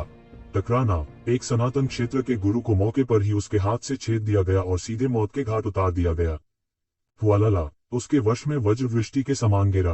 कई अमर क्षेत्र के स्वामी इसे सहन नहीं कर सके और सीधे मर गए। येक्षिवेन के लिए उनका कोई मुकाबला नहीं था। Puff puff puff. समय समय पर चीखें और मांस फटने की आवाजें सुनी जा सकती थीं। बहुत कम समय में फायर ट्राइब की इस बेहद शक्तिशाली टीम का येज़िवेन ने सिर काट दिया था। दृश्य गड़बड़ था। देवताओं का रक्त हर जगह बह रहा था। इसने लगभग एक नदी का रूप ले लिया। भगवान के रक्त की एक बूंद समुद्र में बदल सकती है, इतने सारे की तो बात ही क्या। हालांकि येज़िवेन की प्रतिक्रिया भी तेज थी। उसने सीधे त्यानयुवान दर्पण का उपयोग रक्त के प्रकाश के फटने को दूर करने के लिए किया और उसे त्यानयुवान दर्पण में बहा दिया। उसने इसे निगल लिया और अपने विकास के लिए इसे पोषण में बदल दिया। बधाई हो साथी दवादी। इस समय पकड़े गए कुछ लोगों ने आगे आकर कहा। हालांकि वे बहुत सतर्क थे। उन्हें डर था कि येक्षिवेन नरसंहार शुरू कर देगी। येक्षिवेन हत्या की होड़ में नहीं गई जैसा कि उन्होंने शुरू में सोचा था। आखिरकार वह पहले ही कर चुका था, इसलिए डरने की कोई बात नहीं थी। वह एक समलैंगिक पागल नहीं था, इसलिए वह राज रखने के लिए सभी असंबंधित लोगों को नहीं मारेगा। उन्होंने इस मामले को एक तरह की ट्रेनिंग भी माना था। भले ही अग्नि जनजाति के लोग वास्तव में उसे खोजने आए हों, तो क्या हुआ? तुम्हें जल्दी जाना चाहिए, फिर से मत पकड़ा जाना, येज़िवेन ने बेहोश होकर कहा। वे एक क्षण के लिए अवाक रह गए। ऐसा लग रहा था कि उन्होंने अभी तक कोई प्रतिक्रिया नहीं दी थी। येक्षिवेन ने उन्हें इतनी आसानी से जाने दिया। फिर जैसे उन्हें माफ कर दिया गया हो, उन्होंने येज़िवेन को धन्यवाद दिया और जल्दी से चले गए। इन लोगों को जाते हुए देखने के बाद येज़िवेन की नजर सीधे अंतहीन गड़गड़ाहट वाली बारिश में चुभ गई और उसने गड़गड़ाहट वाली तरल झील के बीच में महल की ओर देखा। वास्तव में उस महल के अंदर ऐसा क्या था जो मृत साम्राज्य के एक स्वामी को यहाँ आने के लिए आकर्षित कर सकता था? यह सोचते हुए उसने तुरंत एक कदम आगे बढ़ाया और उसका पूरा शरीर बिजली के एक गोले में बदल गया जो आंधी के बीच से उड़ गया। वज्रपात मूल रूप से उसके लिए बेहद खतरनाक था, लेकिन इस समय भले ही यह उसके शरीर पर गिरे, फिर भी यह एक महान टॉनिक होगा। वह लगभग एक झटके में महल के दरवाजे पर पहुंच गया। अग्नि जनजाति के अधेड़ उम्र के देवता की शर्मनाक स्थिति की तुलना में यह उल्लेख के लायक नहीं था। येज़िवेन अभी महल के प्रवेश द्वार पर पहुंचा ही था कि उसने अचानक लड़ाई की तेज आवाजें सुनी। हालांकि गड़गड़ाहट और बारिश हर जगह थी, इसलिए लड़ाई की आवाजें ढंकी हुई थीं। किनारे पर आग जनजाति के विशेषज्ञों ने लड़ाई की आवाजें नहीं सुनी। दूसरे शब्दों में, महल के अंदर के लोगों को पता नहीं होना चाहिए कि येक्षिवेन बाहर लोगों को मार रही थी। उसने सावधानी से अपनी सांस रोकी और उपअंतरिक्ष में छिपना चाहता था, लेकिन पाया कि कोई रास्ता नहीं था। ऐसा लग रहा था कि किसी ने इससे निपटने के लिए बड़ी जादुई शक्ति का इस्तेमाल किया हो। वह केवल अपने वास्तविक शरीर के साथ प्रवेश कर सकता था। हालांकि उनके मौजूदा कौशल और गति के साथ दूसरों के लिए उन्हें ढूंढना मुश्किल था। जैसे जैसे वह गहराई में गया, वह देख सकता था कि समय समय पर जमीन पर रेंगने वाले वज्र विशेषता वाले भयंकर जानवरों की लाशें थीं। वे सभी एक हथेली से मारे गए थे। आग की विशेषता का कानून अभी भी उन पर टिका हुआ था। यह शाश्वत अमर अग्नि से जल रहा था। येज़िवेन ने तुरंत निर्णय लिया कि इसे अग्नि जनजाति के मध्यम आयु वर्ग के देवता द्वारा मार दिया जाना चाहिए। जब वह घुमावदार मार्ग से गुजरा और महल के केंद्रीय हॉल में आया, तो उसे लड़ाई की आवाज का स्रोत मिला। निश्चित रूप से दोनों पक्षों के बीच अग्नि जनजाति के मध्यम आयु वर्ग के देवता थे। वह अत्यंत शक्तिशाली था। उसने जानवरों की खाल पहनी थी और उसके हाथ में दिव्य धनुष लगातार हड्डी के तीरों को मारता था, शून्य को तोड़ता था और हर चीज के माध्यम से शूटिंग करता था। उसके सामने एक खूंखार जानवर था जो लगभग 30 फीट लंबा था। हालांकि यह बहुत ऊंचा नहीं था, फिर भी इसकी भयंकर आभा ने आकाश को ढक दिया। इसकी नीला आकृति लगातार चमक रही थी, गर्जना कर रही थी क्योंकि इसने वज्रपात की किरणें छोड़ी थीं। वज्रपात ने अग्नि जनजाति के मध्यम आयु वर्ग के देवता पर पृथ्वी बिखरने वाली शक्ति के साथ बमबारी की। येज़िवेन ने मुक्ति की आंखें खोली और स्पष्ट रूप से देखा कि नीली आकृति क्या थी। यह वज्र काइलिन निकला। तू ज़िवेन को अचंभित कर दिया गया। उसने कई प्रसिद्ध प्राचीन अशुभ जानवरों को देखा था। उसने कुनपेन को भी देखा था और उसे अपने अधीन कर लिया था। हालांकि वह इस समय भी अचंभित था। पहले हेवन डिफाइंड वॉर के बाद न केवल ड्रैगन रेस और फीनिक्स रेस पीछे हट गई, बल्कि किलिन रेस ने भी ऐसा ही किया। उन्हें ताकत का भी बड़ा नुकसान हुआ था। पहले हेवन डिफाइंड वॉर में 3 जातियां पूर्ण रूप से मुख्य शक्तियां थीं। वे अब तक अपनी खोई हुई ताकत वापस नहीं पा सके थे। यह उस समय से बिल्कुल अलग था जब उन्होंने स्वर्ग पर शासन करने का दावा किया था। क्योंकि किलिन कबीला सेवानिवृत्त हो गया था, बहुत से लोगों ने किलिन कबीले को फिर से नहीं देखा होगा। किलिन कबीला जो दुनिया में घूम रहा था, ज्यादातर उप प्रजातियां थीं। उनमें से अधिकांश किलिन जानवर थे। हालांकि वे बहुत शक्तिशाली थे, लेकिन उनकी तुलना असली किलिन से नहीं की जा सकती थी। इसके अलावा किलिन कबीले में सबसे अधिक पृथ्वी विशेषता थी। यही उनके पैर जमाने की नींव भी थी। यह वैसा ही था जैसे ड्रैगन रेस मुख्य रूप से पानी की विशेषता थी, लेकिन कई अन्य प्रकार के ड्रैगन भी थे। फीनिक्स रेस वही थी। उन्होंने अग्नि विशेषता नॉन-विंगली फायर को अपनी नींव के रूप में इस्तेमाल किया, लेकिन आइस फीनिक्स जैसी बेहद अलग शाखाएं भी थीं। किलिन जाति में उनमें से अधिकांश ने पृथ्वी गुण क्षमताओं की खेती की। अग्नि किलिन, जल किलिन और इसी तरह के अन्य लोगों को ही अल्पसंख्यकों में अल्पसंख्यक माना जा सकता है। जहां तक क्विलिन्स की बात है तो वे अत्यंत दुर्लभ थे। वास्तव में किलिन जाति के कई सदस्यों ने पहले कभी बिजली की किलिन नहीं देखी थी। लंबे इतिहास में थंडर किलिन केवल कुछ ही बार प्रकट हुआ था। हालांकि वे हर बार बेहद शक्तिशाली अस्तित्व थे। कोई कल्पना कर सकता है कि थंडर किलिन कितना दुर्लभ था। येज़िवेन ने यहाँ थंडर किलिन देखने की उम्मीद नहीं की थी। यहाँ तक कई अनुभवी और जानकार पुराने देवताओं ने थंडर किलिन के अस्तित्व को नहीं देखा था। इस समय थंडर किलिन के खिलाफ लड़ने वाला फायर ट्राइब का नेता था। उन दोनों का बल असाधारण था। उनकी चाल सरल और तेज थी। वे जरा भी जटिल नहीं थे। हालांकि हर चाल एक जानलेवा चाल थी। यह बहुत भयानक था। यह मरे हुए दायरे के शिखर की ताकत थी। दोनों पक्षों के बीच लड़ाई एक सफेद गर्म चरण में प्रवेश कर चुकी थी। हालांकि अग्नि जनजाति का मध्यम आयु वर्ग का व्यक्ति पूरी तरह से नुकसान में था। थंडर किलिन द्वारा उसे मजबूती से दबा दिया गया था। मूल रूप से किलिन कबीले को स्वर्ग का समर्थन प्राप्त था। उनकी ताकत अत्याचारी थी। उनके समान स्तर की मानव शक्तियों की तुलना नहीं की जा सकती थी। इसके अलावा थंडर किलिन अल्पसंख्यकों में अल्पसंख्यक था। यह एक भयानक अस्तित्व था जो हमले, रक्षा और गति को मिलाता था। थंडर काइलिन की गति शिखर पर पहुंच चुकी थी। येज़िवेन थंडर काइलिन की हरकतों को तभी स्पष्ट रूप से देख सकता था जब उसने अपनी मुक्ति की आंखें खोली थी। थंडर काइलिन की हरकतें बहुत तेज थीं। इसके अलावा थंडर काइलिन का शरीर वज्र की शक्ति से बेहोश हो गया था। इसने कवच की एक परत बनाई थी। फायर ट्राइब के प्रमुख को दबाया जा रहा था, लेकिन ऐसा नहीं था कि उसके पास वापस लड़ने की शक्ति नहीं थी। वह समय समय पर थंडर काइलिन पर तीर चलाएगा। यह दूसरों के लिए घातक हो सकता है, लेकिन यह थंडर काइलिन के बचाव को भी नहीं तोड़ सका। यहाँ तक येज़िवेन भी इससे हैरान थी। यदि इस थंडर काइलिन को बाहरी दुनिया में रखा गया होता तो यह निश्चित रूप से शाश्वत क्षेत्र के शिखर पर एक सर्वोच्च अस्तित्व होता। जब तक यह एक दिव्य मास्टर विशेषज्ञ नहीं था, अन्यथा इसका मुकाबला कौन कर सकता था।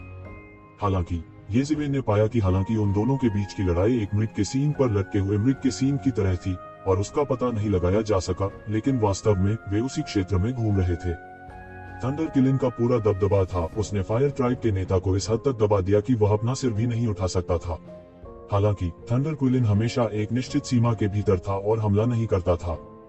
दूसरी तरफ फायर ट्राइब का बिजली घर इस हद तक दबा हुआ था कि वह अपना सिर भी नहीं उठा सकता था। हालांकि उन्होंने फिर भी हार नहीं मानी और पीछे हटने से इनकार कर दिया। जिस दिशा में वह भाग रहा था वह भी थंडर काइलिन की गतिविधियों की सीमा के भीतर था। तो ज़िवेन ने अपनी आंखें सिकोड़ ली और थंडर काइलिन की गतिविधियों की सीमा को देखा। उसने अचानक देखा कि यह एक ऊंचा चबूतरा था और ऊंचे चबूतरे के ऊपर एक थंडर तावीज तैर रहा था।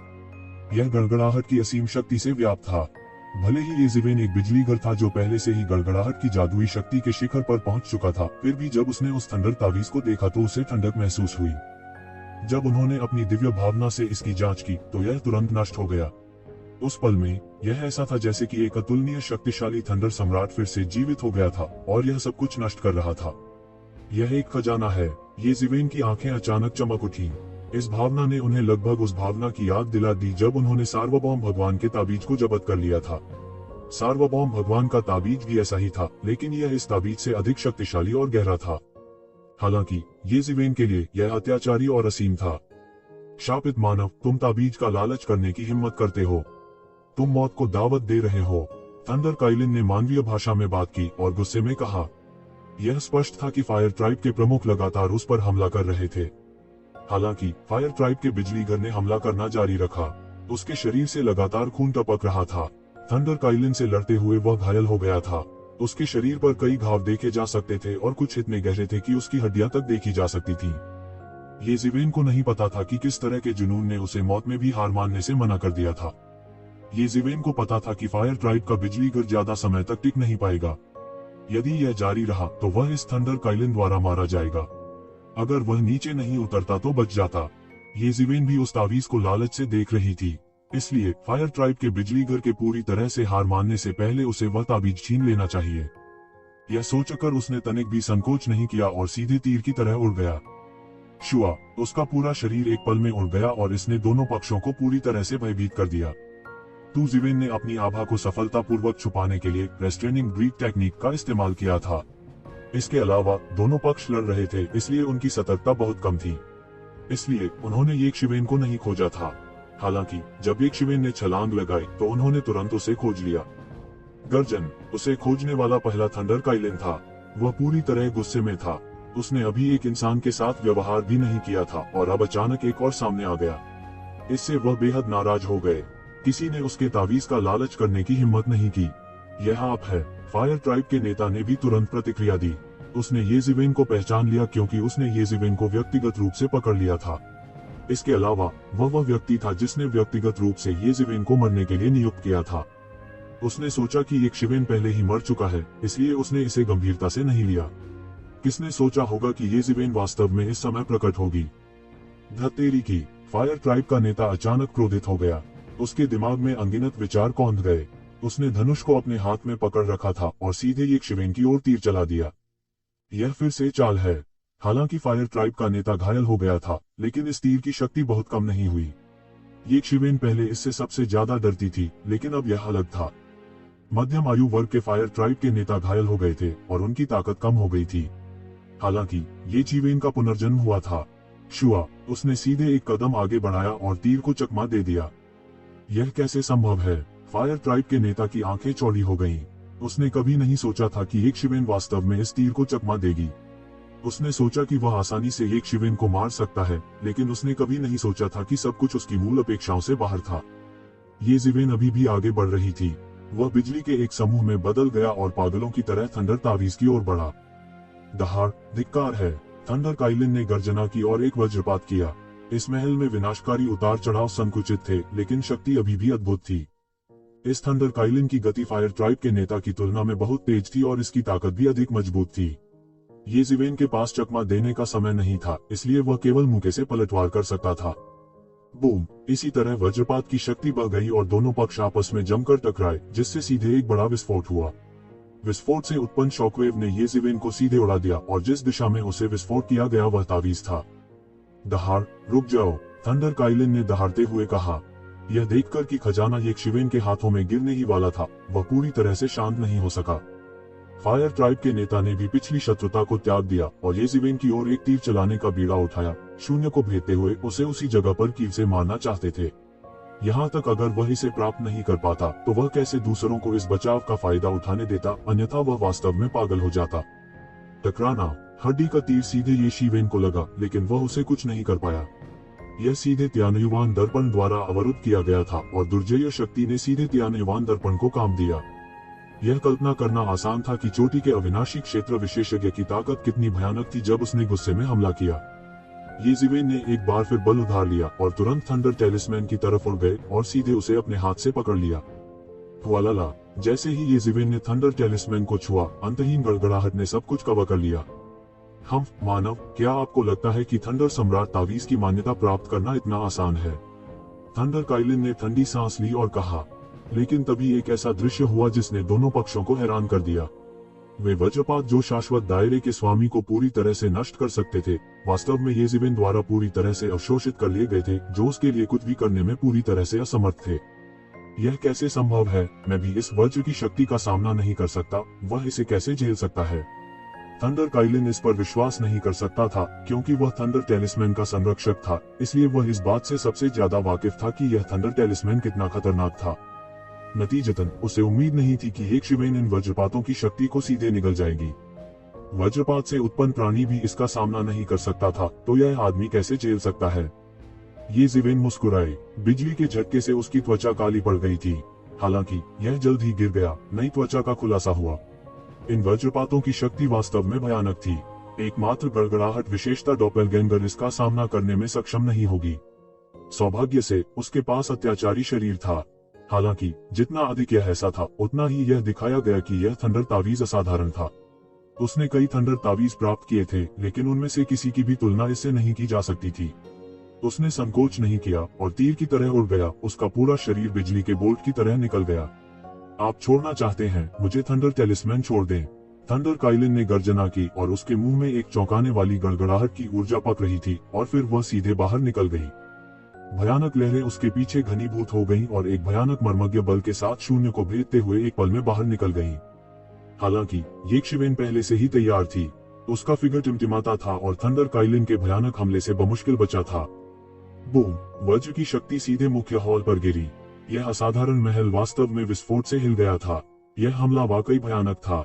येज़ेवेन भी अपनी सीमाएं जानती थी। हो सकता है कि वह बिना पराजित हुए कुछ समय के लिए फायर ट्राइब के बिजलीगर के खिलाफ लड़ने में सक्षम हो, लेकिन अभी तक उसकी युद्ध शक्ति उस थंडर काइलिन से बहुत दूर थी।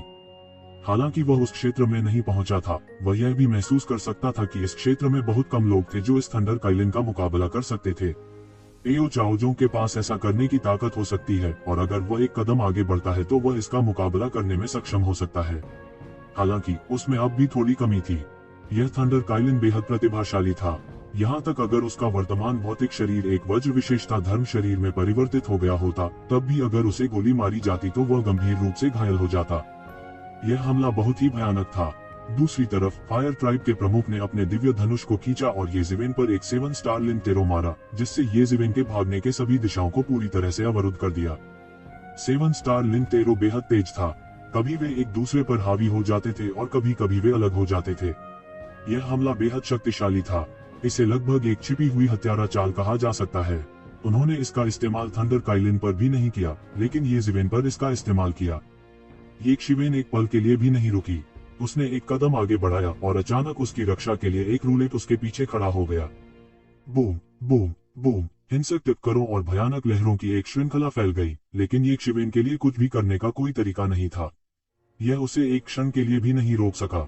वह किस प्रकार का यंत्र है? अग्नि जनजाति के प्रमुख ने इस दृश्य को देखा, थोड़ा गूंगा हुआ।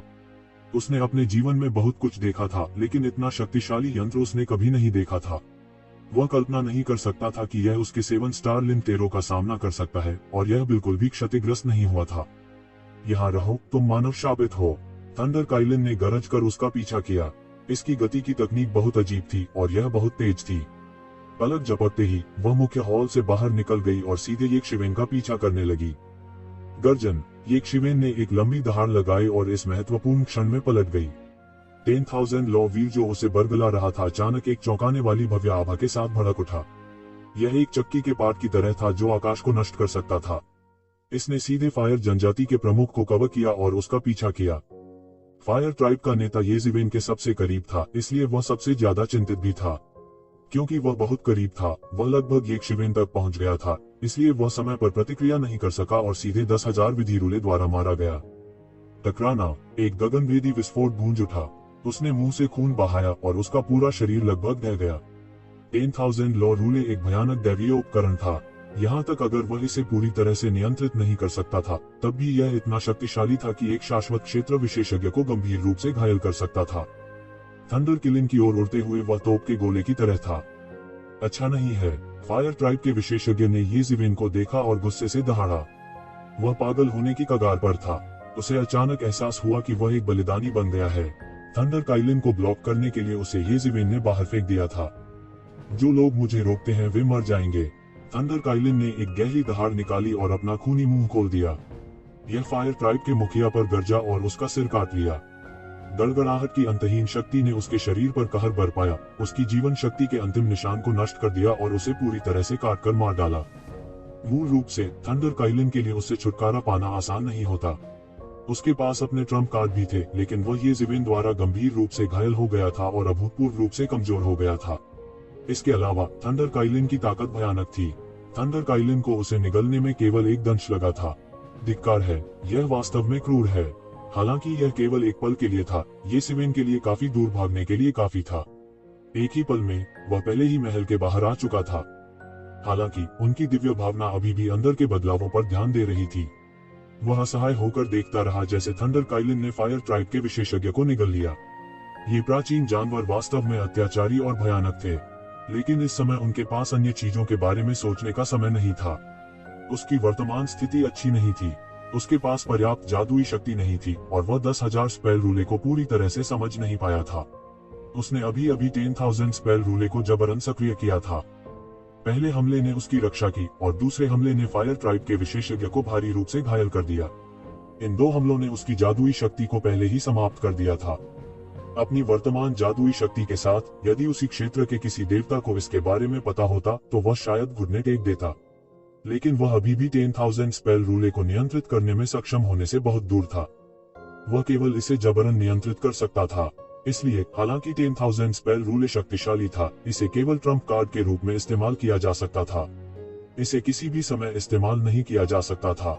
इसके अलावा अगर फायर ट्राइब के विशेषज्ञ बहुत करीब नहीं होते और चकमा नहीं दे पाते तो प्रभाव इतना अच्छा नहीं होता। यह वास्तव में उसे सीधे चोट पहुंचा सकता है, लेकिन फिर भी यह वास्तव में उनकी सबसे मजबूत चाल थी। यह एक ऐसा कदम था जो युद्ध के परिणाम को तय कर सकता था। भागते समय उन्होंने फीनिक्स रीजनरेशन तकनीक का संचालन किया और जल्दी से खुद की मरम्मत की। उसके शरीर में तारे और ब्रह्मांड पैदा हो रहे थे और नष्ट हो रहे थे। यह वह अपनी जादुई शक्ति को जला रहा था। उसने रुकने की हिम्मत नहीं की, इसलिए उसने अपनी जादुई शक्ति को भी जला दिया। पलक झपकते ही वह पहले ही मुख्य हॉल से बाहर निकल चुका था और थंडर किरण लगातार उसके पीछे पीछे गर्जना कर रहा था। थंडर किरण की मार्शल शक्ति भयानक थी और इसकी चपलता भी बहुत तेज थी। अप्रत्याशित रूप से येज़ेबेल की तुलना में धीमी नहीं थी। अगर येज़ेबेल ने पहल नहीं की होती तो वह अब तक पकड़ा जा चुका होता। हरामी। थंडर किरण घबराई हुई और हताश थी। वह पूरी तरह पागल हो गया था। पिछले दसियों हजार वर्षों में उनके सभी प्रयास व्यर्थ गए। अचानक हुई मुठभेड़ जो उससे संबंधित थी उसे येज़ेबेल ने छीन लिया। वह पागल हो रहा था। फिर उन्होंने पाया कि मूल रूप से थंडर लेक में लगाया गया क्रॉसिंग क्लेश डिवाइन लॉर्ड्स चला गया था। वह तुरंत जानता था कि यह कहाँ गया था। येज़ेबेल द्वारा निगले जाने के अलावा और क्या स्पष्टीकरण हो सकता है। टफ। उसने सीधे मुंह से खून बहाया। कोई आश्चर्य नहीं कि येज़ेबेल थंडर तावीज की भयानक गड़गड़ाहट का सामना कर सके। वह केवल इसे थोड़ा थोड़ा करके छू सकता था और इसका थोड़ा थोड़ा विश्लेषण कर सकता था। यह भविष्य में डीओ हासिल करने की उनकी आशा की नींव थी। अब यह पूरी तरह से नष्ट हो गया था। वह इस हॉल के मूल मालिक नहीं थे। संयोग से उन्होंने यहाँ आकर क्लेश से पार करने वाले दिव्य कमल के दर्शन किए। वह पहले से ही हजारों साल पहले था। उस समय क्रॉसिंग क्लेश दिव्य कमल अभी भी छोटा था। वह इसे निगलने में जल्दबाजी नहीं करता था। उसने इसे थोड़ा थोड़ा करके विकसित करने की योजना बनाई। भविष्य में जब पारक्लेश दिव्य कमल 1,00,000 वर्ष के पैमाने तक बढ़ जाएगा तो वह उसे निगल जाएगा। उस समय वह एक उल्कापिंड वृद्धि करेगा और अद्वितीय शक्ति प्राप्त करेगा। हालांकि यह थोड़ा लंबा था। देवताओं के लिए 1,00,000 वर्ष प्रतीक्षा करने के लिए बहुत लंबा नहीं था। किसने सोचा होगा कि केवल दसियों हजार वर्षों के बाद ही कोई दुर्घटना होगी और इसे यह मानव निगल जाएगा। इसके अलावा थंडर तालिस्मैन भी ले जाया गया। उसके दसियों हजार वर्षों का प्रयास व्यर्थ गया था। यह सोचकर वह लगभग बेहोश हो गया। वाकई बहुत बुरा समय था। गर्जन। उसने आसमान की तरफ देखा और दहाड़ा। उसकी दहाड़ दुख से भरी थी। वह येज़ेबेल से अंदर तक नफरत करता था। उसे स्वेच्छा से येज़ेबेल को मारना चाहिए। फिर उसने कुछ देखा जिससे उसे खून की उल्टी करने का मन हुआ। उसने देखा कि लानत मानव ने वास्तव में एक जादू उपकरण निकाला और झील में थंडर तरल के आधे से ज्यादा भाग ले गया। इस समय उसके पास यह सोचने का समय नहीं था कि किस तरह का जादुई उपकरण इतना भयानक था कि वह थंडर लिक्विड को दूर ले जा सके। किसी को पता होना चाहिए कि वह भी ऐसा काम नहीं कर सकता था। अन्यथा वह इसे कैसे पीछे छोड़ सकता था और येशिवेन को इसका फायदा उठाने देता था। उसने इसे अपने स्थानिक जादू उपकरण में लगाया होगा। पफ, उसने एक बार फिर मुंह से खून निकाल दिया। वह अपनी जान जोखिम में डालने जा रहा था। वह येशिवेन से नाराज था। उसने जो दिव्य रक्त बहाया वह जलने लगा। एक ही झटके में उसकी रफ्तार बहुत बढ़ गई। अचानक वह एक उल्कापिंड की तरह निकला और येशिवेन के शरीर पर जोर से मारा। मरे हुए क्षेत्र के शिखर पर थंडर किलिन का भौतिक शरीर कितना भयानक था। अगर इस तरह से एक दुनिया पर हमला किया गया तो यह तुरंत फट जाएगा। उसका अक्षुण्ण होना असंभव था। हालांकि येशिवेन को 10,000 स्पेल रूले का संरक्षण प्राप्त था, लेकिन उसे सीधे चोट लगी थी। एक पल में दुनिया उल्टी हो गई थी। उसका शरीर लगभग फट गया। उसके पूरे शरीर से झरने की तरह खून बहने लगा। यह एक भयानक दृश्य था। हर जगह खून बिखरा हुआ था और हड्डी के टुकड़े हवा में घूम रहे थे। येशिवेन ने अपने दांतों को भींच लिया और अपनी पीठ पर हल्के पंखों को खोल दिया। वह और भी तेज गति से फरार हो गया, मानो वह शून्य में घूम रहा हो। वह बिना किसी निशान के तुरंत गायब हो गया। दहाड़! थंडर किलिन इतना गुस्से में था कि वह सीधे बाहर निकल गया। उनकी दिव्य इंद्रियां तुरंत बल गईं और पूरे स्थान को बंद कर दिया। उन्होंने तुरंत उन लोगों को देखा जिन्हें फायर ट्राइब ने पकड़ लिया था। ये लोग अभी तक नहीं गए थे, या यूं कहें कि वे बहुत दूर नहीं गए थे। आखिरकार, हालांकि येशिवेन लंबे समय के लिए अंदर गए थे, लेकिन यह वास्तव में केवल कुछ ही समय था। इसके अतिरिक्त वे अपने हृदयों में कुछ लालची थे। वे यह भी देखना चाहते थे कि उन्हें क्या लाभ मिल सकता है। कम से कम उनकी राय में येशिवेन ऐसे व्यक्ति नहीं थे जो यूं ही हत्या कर दे ताकि वे कोशिश कर सकें। कौन जानता था कि वे अब थंडर किलिन द्वारा बंद कर दिए जाएंगे। एक एक करके उन्होंने महसूस किया कि कोई राक्षसी ताकत नीचे आ रही है और उन पर ताला लगा रही है। इससे पहले कि वे प्रतिक्रिया कर पाते, उन्हें लाइटनिंग क्विलिन ने एक ही घूंट में निगल लिया। थंडर किलिन की गति वास्तव में बहुत तेज थी। उनके पास प्रतिक्रिया करने का समय नहीं था और एक पल में निगल गए। वे बिना दफनाने की जगह के मर गए और थंडर किलिन का पेट बन गए। हालांकि क्रोधित थंडर किलिन अभी भी शांत नहीं हुआ था। इसका सिलहूट पतली हवा में गायब हो गया और आसपास के इलाकों में एक नरसंहार शुरू हो गया। थंडर किलिन द्वारा अनगिनत दिव्य अग्नि जानवरों को मौत के घाट उतार दिया गया था, लेकिन यह सिर्फ शुरुआत थी। अधिक से अधिक लोगों को थंडर किलिन के जन्म की खबर मिली और वे घटनास्थल पर पहुंचे। एक और नरसंहार। येशिवेन ने केवल आगे उड़ने पर ध्यान केंद्रित किया। वह समय और स्थान के माध्यम से पूरे रास्ते घूमता रहा। उसने यह भी नहीं देखा कि वह कहाँ उड़ रहा था। उसका शरीर टूटने की कगार पर था। यदि इस समय को ध्यान से देखा जाए तो वह देखेगा कि उसकी त्वचा की सतह घनी दरारों से भरी हुई थी। ऐसा लग रहा था जैसे यह कभी भी फट जाएगा। लंबे समय के बाद जब उसे होश आया कि थंडर किलिन उसका पीछा नहीं कर रहा है, तो उसने आखिरकार राहत की सांस ली। परमेश्वर का लहू टपकता रहा। वह थंडर किलिन बहुत भयानक था। वुडवुड दायरे में जब तक कि इसमें कोई पुराना राक्षस नहीं रहता, तब तक एक योग्य प्रतिद्वंद्वी को ढूंढना मुश्किल होगा। वह वर्तमान निश्चित रूप से उसके लिए एक मैच नहीं था। उसने आह भरी। वह अभी अभी टूटा था, फिर भी वह पहले ही इतनी बड़ी लड़ाई का सामना कर चुका था और बुरी तरह घायल हो गया था। उसके पास अपनी नींव को पूरी तरह से मजबूत करने का समय भी नहीं था, फिर भी उसे लगा कि वह एक दायरे में गिरने वाला है। अभी उन्हें अपनी खेती को मजबूत करने के लिए कुछ समय देने की जरूरत थी। उन्होंने एक हैंड सील बनाए और अर्थ एस्केप तकनीक का इस्तेमाल किया। उसका पूरा शरीर धीरे धीरे जमीन में धंस गया और एकांत की स्थिति में आ गया। हालांकि यह थोड़ा कच्चा था, उसके पास और कोई चारा नहीं था। जब तक वह किनली और अन्य लोगों को नहीं ढूंढ पाता, वास्तव में ऐसी कोई जगह नहीं थी जिसे सुरक्षित कहा जा सके। भगवान के खून की उसकी बूंद जमीन पर गिर गई और उसमें से जड़ी बूटियां निकली। उनके असाधारण औषधीय प्रभाव थे। येशिवेन का सबसे मजबूत बिंदु उसकी काया थी। भगवान के रक्त में अनंत ऊर्जा थी, इसलिए इसका स्वाभाविक रूप से असाधारण प्रभाव था। इसने बहुत सारे काश्तकारों को आकर्षित किया, लेकिन उनमें से किसी ने भी येशिवेन को भूमिगत नहीं पाया। येशिवेन भगवान के रक्त से सींची हुई जड़ी बूटियों को एक आवरण के रूप में उपयोग करके खुश थी। हालांकि इन लोगों के लिए भी यह आसान नहीं था। कई लोग इस पर लड़े और खून नदी की तरह बह गया। अधिक परमेश्वर के लहू ने और अधिक जड़ी बूटियों को सींचा, जिनमें से सभी के असाधारण प्रभाव थे। हालांकि वे अभी भी युवा थे, वे पहले से ही काफी असाधारण थे। उन्हें सीधे और धीरे धीरे काटा जा सकता था। काष्ठ लकड़ी क्षेत्र के मूल निवासियों और विदेशी विशेषज्ञों सहित काश्तकारों के निरंतर प्रवाह के कारण वे बहुत सारी खबरें लेकर आए, इसलिए येशिवेन बाहरी दुनिया से पूरी तरह अनभिज्ञ नहीं थी। येशिवेन ने ज्यादातर खबरों की परवाह नहीं की, लेकिन कुछ खबरों ने उनका ध्यान खींचा। क्या तुमने सुना? थंडर किलिन ने एक और पाप किया। उसने सीधे एक शाश्वत क्षेत्र के देवता को निगल लिया। हर कोई सेना में शामिल हो गया, लेकिन वे उसे बिल्कुल नहीं रोक सके। स्वर्ग, यह वास्तव में एक बेजोड़ शातिर जानवर होने के योग्य है। प्राचीन काल से यह दौड़ हमेशा एक अजेय अस्तित्व रही है।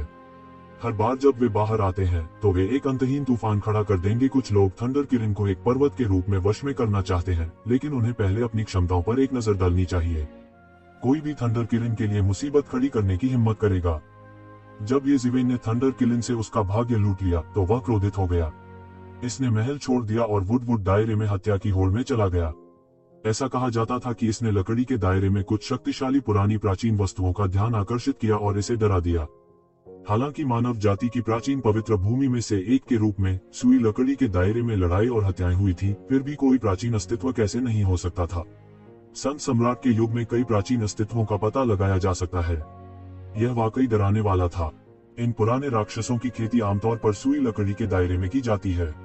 वे सभी जीवित प्राणी सुई लकड़ी की दिव्य अग्नि से पैदा हुए थे। वे सुई लकड़ी क्षेत्र के बच्चों की तरह थे, इसलिए सुई लकड़ी के दायरे में खेती करना उनके लिए बहुत फायदेमंद था। इन पुराने राक्षसों में से अधिकांश लकड़ी के दायरे में मानव विशेषज्ञों के साथ यात्रा करते थे। वे लकड़ी के दायरे में उन गड़बड़ सिर वाले लकड़ी के दायरे के जीवों से अलग थे।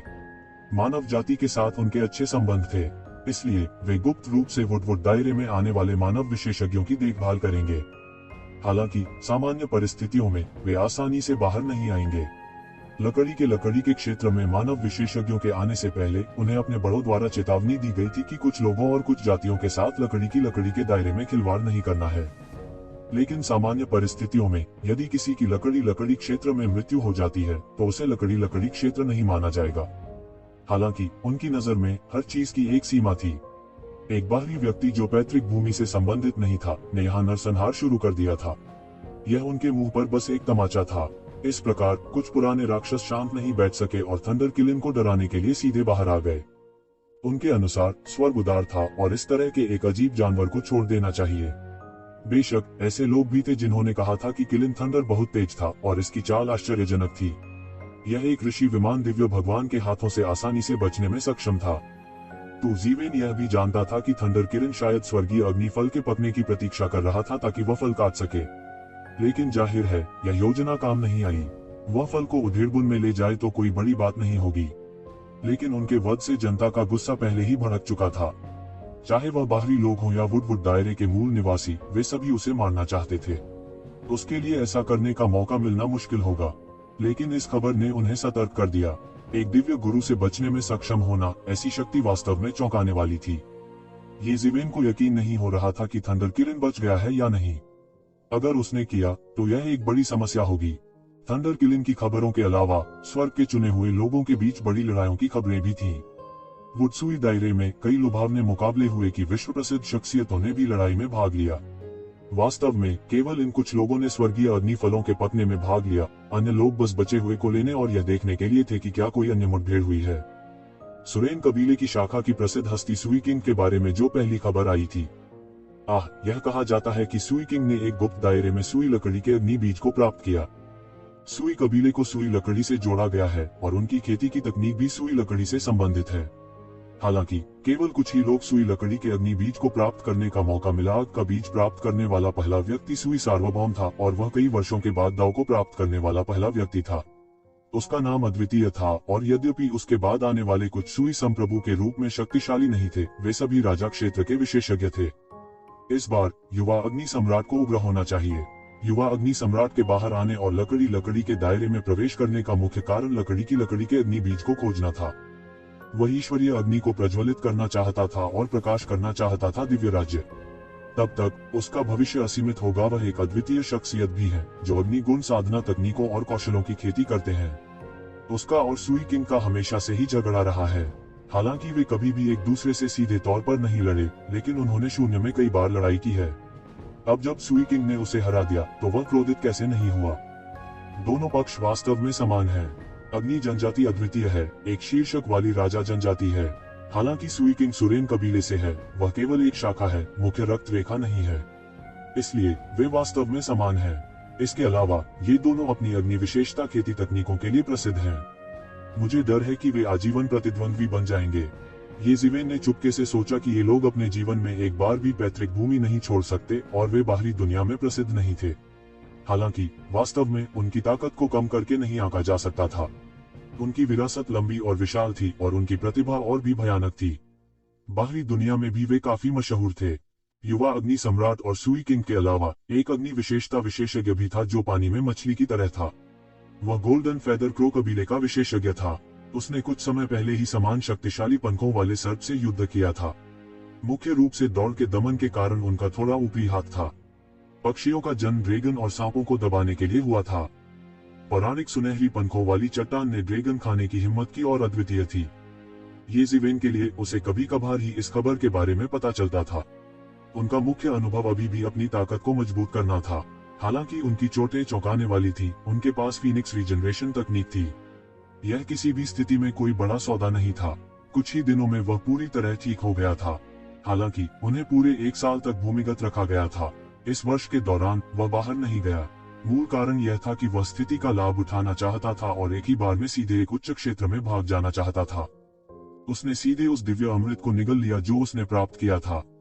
इस दिव्य अमृत को त्यानयुवान मिरर में बंद कर दिया गया था। उसने इसे निगला नहीं क्योंकि उसे लगा कि यह इसके लायक नहीं है। इस दिव्य अमृत की शक्ति वास्तव में अद्भुत थी। उसे डर था कि अपने जीवन के दौरान वह एक महान विशेषज्ञ था जो बाद में दान सम्राट के हाथों मर गया। मूल रूप से वह इसे कुछ समय के लिए विलंबित करना चाहता था। शायद वह किसी समय इसका इस्तेमाल कर सके। बेशक सबसे महत्वपूर्ण बात यह थी कि इसका उपयोग अनंत काल के स्वर्ग के प्रतिशोध के दौरान किया जाना था। लेकिन अब जबकि स्वर्ग का प्रतिकार बीत चुका था, इसका उपयोग करने की बिल्कुल भी आवश्यकता नहीं थी। उन्होंने यहाँ केवल दिव्य अमृत का पान किया। यदि वह कुछ दशकों में और आगे बढ़ना चाहता है और अनंत क्षेत्र के मध्यवर्ती चरण तक पहुंचना चाहता है, तो यह असंभव होगा जब तक कि उसके पास आकस्मिक मुलाकातों की एक श्रृंखला न हो। हालांकि आकस्मिक मुठभेड़ों जैसी चीजों की भविष्यवाणी करना वास्तव में कठिन था। इसके अलावा वे खतरों से भरे हुए थे। वह किसी भी समय आकस्मिक मुठभेड़ में दुखद रूप से मर सकता था।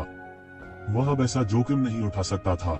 इस दिव्य अमृत को निगलना स्वाभाविक रूप से सबसे सुरक्षित तरीका था। इस दिव्य अमृत की शक्ति वास्तव में अद्भुत थी।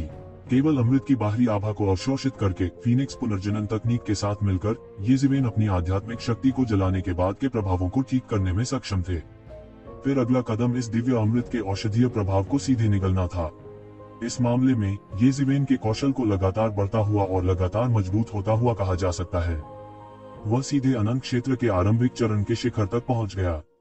यदि वह सामान्य रूप से अभ्यास करता है तो वह नहीं जानता था कि इस स्तर तक पहुंचने में उसे दशकों या सैकड़ों वर्ष या उससे भी अधिक समय लगेगा। लेकिन अब वह बिना किसी प्रयास के सीधे इस स्तर पर पहुंचे। यह कोई आश्चर्य नहीं था कि अनगिनत लोग इस दिव्य अमृत को प्राप्त करना चाहते थे, विशेष रूप से दिव्य अमृत जिसने दाव की पुष्टि की थी। यह साधारण तथाकथित दिव्य अमृत के समान नहीं था। साथ ही वह 1 साल से अधिक समय से लगातार उस बिजली के तावीज को परिष्कृत कर रहा था। हालांकि वह केवल थोड़ा सा ही पढ़ पाया था, फिर भी यह संतोष के साथ उसकी प्रशंसा करने के लिए पर्याप्त था। यह यात्रा व्यर्थ नहीं गई थी। भले ही उसे खून की उल्टियों तक पीटा गया हो, यह यात्रा व्यर्थ नहीं गई थी। इस थंडरबोल्ट चार्म में यह कहने के बजाय कि यह एक खजाना था, यह कहना बेहतर था कि यह एक डायरी जैसा कुछ था। यह एक अद्वितीय गुरु द्वारा छोड़ा गया हस्तलिखित पत्र था। इस हस्तलिखित पत्र में इस अद्वितीय गुरु के कुछ साधना अनुभव और अंतर्दृष्टि दर्ज की गई थी। बस इन अभिलेखों और दाव के अनुभव ने ये ज़िवेन को अचानक ज्ञानोदय की अनुभूति दी। वह बहुत संतुष्ट था और रुक नहीं सका। कई रिकॉर्ड बहुत तीक्ष्ण थे। उन्होंने मुख्य रूप से गड़गड़ाहट कानून की खेती पर विस्तार से बताया। हालांकि अन्य मार्शल आर्ट भी शामिल थे। केवल कुछ बिखरे हुए शब्द ही एक ज़िवेन को ऐसा महसूस करा सकते थे जैसे उसे अचानक ज्ञानोदय हो गया हो। इससे पता चला कि जो व्यक्ति इस तावीज को पीछे छोड़ गया है वह एक अत्यंत अत्याचारी अस्तित्व था जो एक ज़िवेन की कल्पना से परे था। यह बहुत संभावना थी कि वह एक टाइटल किंग पावरहाउस था। टाइटल किंग पावरहाउस किस तरह की अवधारणा थी? वर्तमान युग में जहां सम्राट एकांतवास में थे, वे शीर्ष के महाशक्तिशाली थे। प्राचीन काल से हमेशा एक भयानक किंवदंती रही है। ऐसा कहा गया कि एक भयानक संगठन था जिसने सार्वभौम राजाओं को निशाना बनाया। ऐसी अफवाह प्राचीन काल से ही चली आ रही थी। अन्यथा यह प्राचीन काल के बाद इतने सारे सार्वभौम राजाओं के लुप्त होने की व्याख्या कैसे कर सकता था? अब प्रमुख विरासतों को टाइटल किंग पावरहाउस द्वारा नियंत्रित किया जाता था। अतीत में यह बिल्कुल असंभव था। वे व्यक्तिगत रूप से सम्राट स्तर के बिजली घरों द्वारा नियंत्रित थे। भले ही वे बंद कमरे में प्रशिक्षण ले रहे हों, फिर भी उन्हें दूर से नियंत्रित किया जा सकता है। हालांकि वे सभी प्राचीन काल से गायब हो गए थे। यहाँ तक किन सम्राट जिन्होंने प्राचीन काल में दाव हासिल किया था, दाव हासिल करने के कुछ साल बाद गायब हो गए थे। यदि ऐसा नहीं होता तो और क्या कारण हो सकता था कि इतने सम्राट एक के बाद एक गायब हो जाएं? जो लोग खुले में गिरे थे उनका तो जिक्र ही नहीं, कुछ ऐसे भी थे जो गुप्त रूप से दाव को प्राप्त कर चुके थे। उनमें से कितने थे यह कोई नहीं जानता था। प्राचीन काल से एक लंबा समय बीत चुका था। यहाँ तक प्राचीन फीनिक्स वर्ल्ड के ड्रैगन द्वीप, एक अद्वितीय प्रभाव जो प्राचीन काल से अस्तित्व में था, में कई चीजें थी जो लंबे इतिहास के बारे में अस्पष्ट थी। लेकिन अब टाइटल किंग पॉवरहाउस लोगों का सबसे मजबूत समूह था। उन्होंने स्वर्ग पर शासन किया और वास्तव में सर्वोच्च अस्तित्व थे। यदि ये सही मायने में टाइटल किंग पॉवरहाउस द्वारा छोड़ी गई अंतर्दृष्टि और नोट्स थे, तो उनका मूल्य अथाह होगा। इसके अलावा ये ज़िवेन गड़गड़ाहट विशेषता मार्शल आर्ट का अभ्यास करने जा रही थी, इसलिए यह स्वाभाविक रूप से उसके लिए बहुत फायदेमंद होगा। इसके अलावा कई सर्वोच्च जादुई साधना पद्धतियां भी थीं जो गड़गड़ाहट के नियम को पूरक बनाती थीं। पहली एक आंदोलन तकनीक थी जिसे फ्लिकरिंग थंडर स्टेप्स कहा जाता था। इसने शक्तिशाली कदमों के साथ तुरंत फटने के लिए वज्र विशेषता की शक्ति का उपयोग किया। थंडर किरण ने पहले इस तरह की गति तकनीक का इस्तेमाल किया था। थोड़े समय में विस्फोटक गति प्रकाश के पंखों की तुलना में लगभग एक स्तर अधिक थी, जो कि दानव के पंखों के समान थे। दूसरी विधि भी एक प्रकार की बॉडी फोर्जिंग तकनीक थी। यह स्वयं को संयत करने के लिए वज्र की शक्ति का उपयोग करना था। ये शिवेन ने भी अतीत में ऐसा किया था। हालांकि उन्होंने उस समय अपने अत्याचारी शरीर को पोषित करने के लिए वज्र की ऊर्जा को अपनी ऊर्जा में बदल दिया था। हालांकि यह अलग था। यह थंडर बॉडी शरीर की सतह पर थंडर आर्मर की एक परत बनाती है। यह कुछ हद तक मिस्टीरियस वर्ल्ड्स थंडर क्लान की गुप्त तकनीक के समान था। वास्तव में यह संबंधित भी हो सकता है। हालांकि थंडर कबीले की गुप्त तकनीक की तुलना में थंडर सम्राट के कपड़े नामक यह तकनीक निस्संदेह बहुत अधिक शानदार थी। खासकर अगर इसे येज़िवेन के अत्याचारी शरीर के साथ जोड़ा जाता तो वह अजेय होता और उसके शरीर का तेज एक नए स्तर पर पहुंच जाता। तीसरी एक अत्यंत शक्तिशाली दिव्य क्षमता थी जिसे लाइटनिंग सम्राट हेवन पियर्सिंग तोप कहा जाता था। यह एक ऐसी तोप थी जो आकाश और पृथ्वी को नष्ट कर सकती थी और असीम शक्ति से पूरी दुनिया को चकनाचूर कर सकती थी। हालांकि इसकी खेती करने की आवश्यकताएं भी बहुत अधिक थीं। जब तक कोई जन्मजात गड़गड़ाहट वाला प्राणी नहीं होता तब तक उसकी खेती करना असंभव था। अगर येज़िवेन ने क्रॉसिंग डिजास्टर डिवाइन लॉर्ड्स को निगला नहीं होता, भले ही उसने ये 3 दिव्य क्षमताएं प्राप्त की हो, तो वह केवल बेबसी से देख सकता था।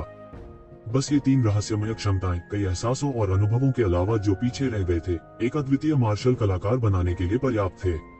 उनमें से अविनाशी दायरे और ऋषि दायरे में सबसे अधिक रिकॉर्ड थे। यहाँ तक कि राजा श्रेणी के दायरे का भी उल्लेख किया गया था। यह अत्यंत दुर्लभ था।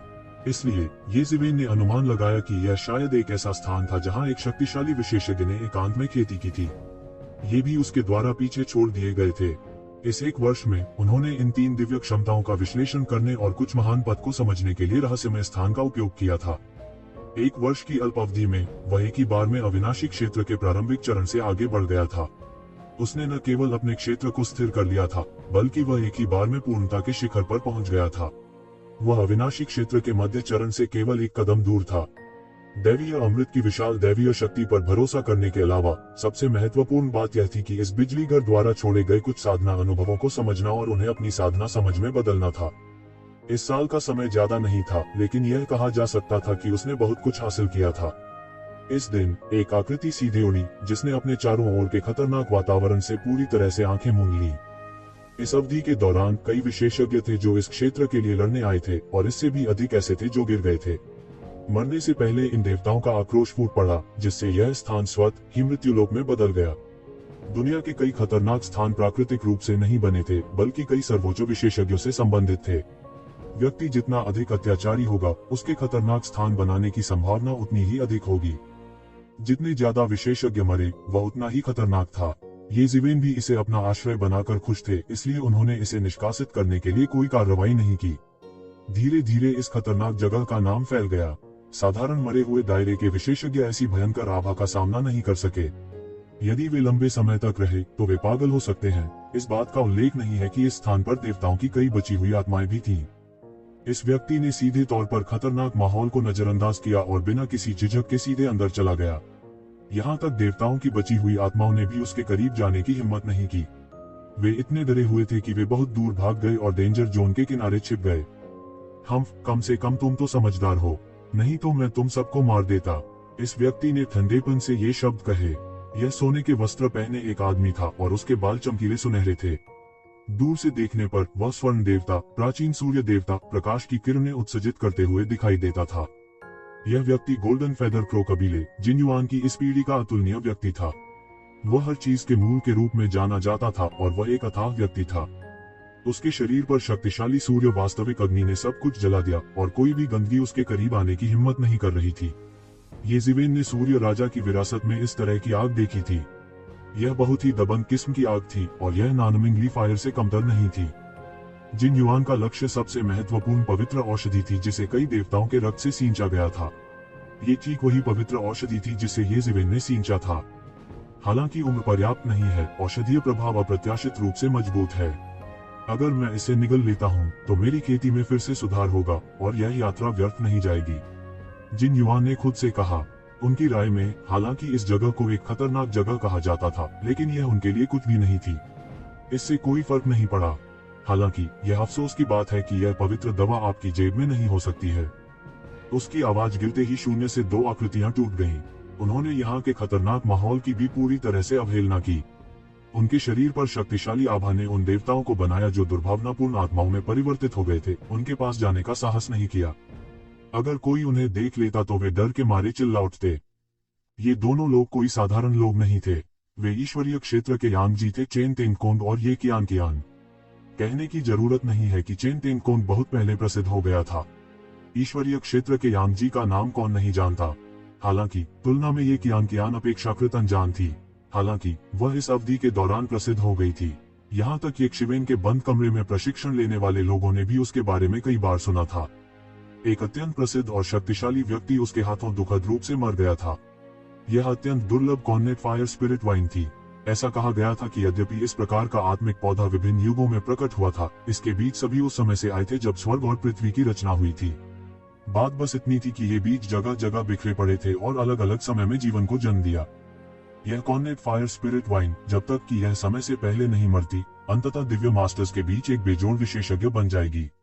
उनमें से कुछ राजा श्रेणी के दायरे से भी टूट गए। यह कहा जा सकता है कि यद्यपि उनमें से बहुत से नहीं थे, उनमें से प्रत्येक एक बेजोड़ और शक्तिशाली जाति थी। इस कॉर्नेट फायर स्पिरिट वाइन का जन्म वुत्सुई दायरे में हुआ था। ऐसा कहा जाता था कि जब स्वर्ग के अग्निफल कुछ समय के लिए पक गए तो लोगों ने उन्हें प्रकट होते हुए देख लिया था। उस समय इससे निपटना पहले से ही बहुत कठिन था, अब बहुत कम। लगभग हर बार जब इसने कोई कदम उठाया तो यह बाहर से आने वाले बेजोड़ विशेषज्ञों को रोक सकता था।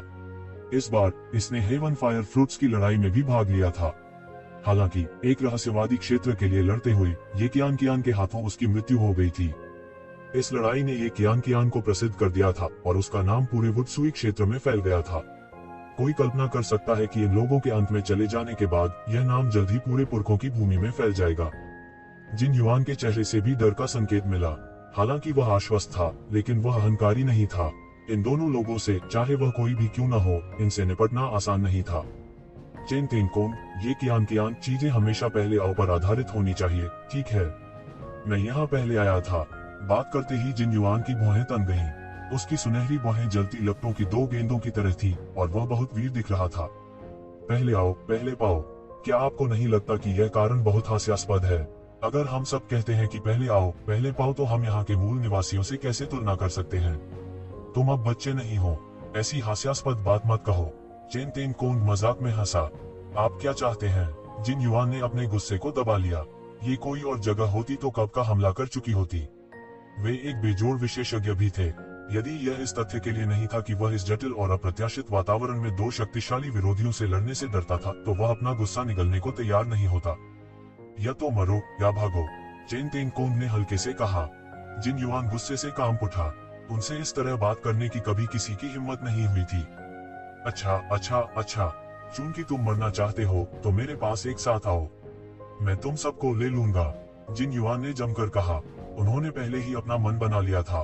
भले ही वह रामबाण न पा सके, लेकिन वह किसी और को लेने नहीं दे सकता था, बल्कि वह इस पूरे खतरे के क्षेत्र को नष्ट कर देगा या हर कोई इसे प्राप्त करने में सक्षम नहीं होगा। वह एक अड़ियल स्वभाव का था और दूसरों का उसके प्रति इतना अहंकारी होना बर्दाश्त नहीं कर सकता था। मिसिए को आपसे व्यक्तिगत रूप से निपटने की कोई आवश्यकता नहीं है। मैं अकेले ही आपको मारने के लिए काफी होगी। चेन तेंगकोंग की आंखें तेज रोशनी से चमक उठी। यह एक भयानक दिव्य प्रकाश था जिसमें एक रहस्यमय राक्षसी प्रकृति समाहित थी। देवताओं का क्षेत्र यांगजी एक शानदार और अद्वितीय अस्तित्व था। अच्छा, मैं देखना चाहता हूँ कि तुम मुझे कैसे मारोगे। चेन तेंग कोंग, दूसरे आपसे डरते हैं और आपको कुछ छूट देते हैं, लेकिन मैं, जिन युआन, आपसे नहीं डरता। आज मैं तुम्हारा सिर ले लूंगा। जिन युआन का रंग पीला पड़ गया था और उन्होंने ठंडेपन से कहा, हे, मैं कहता हूँ तुम लोग किसी और के क्षेत्र में लड़ रहे हो। क्या यह वास्तव में ठीक है? भूमिगत से एक आलसी आवाज आई।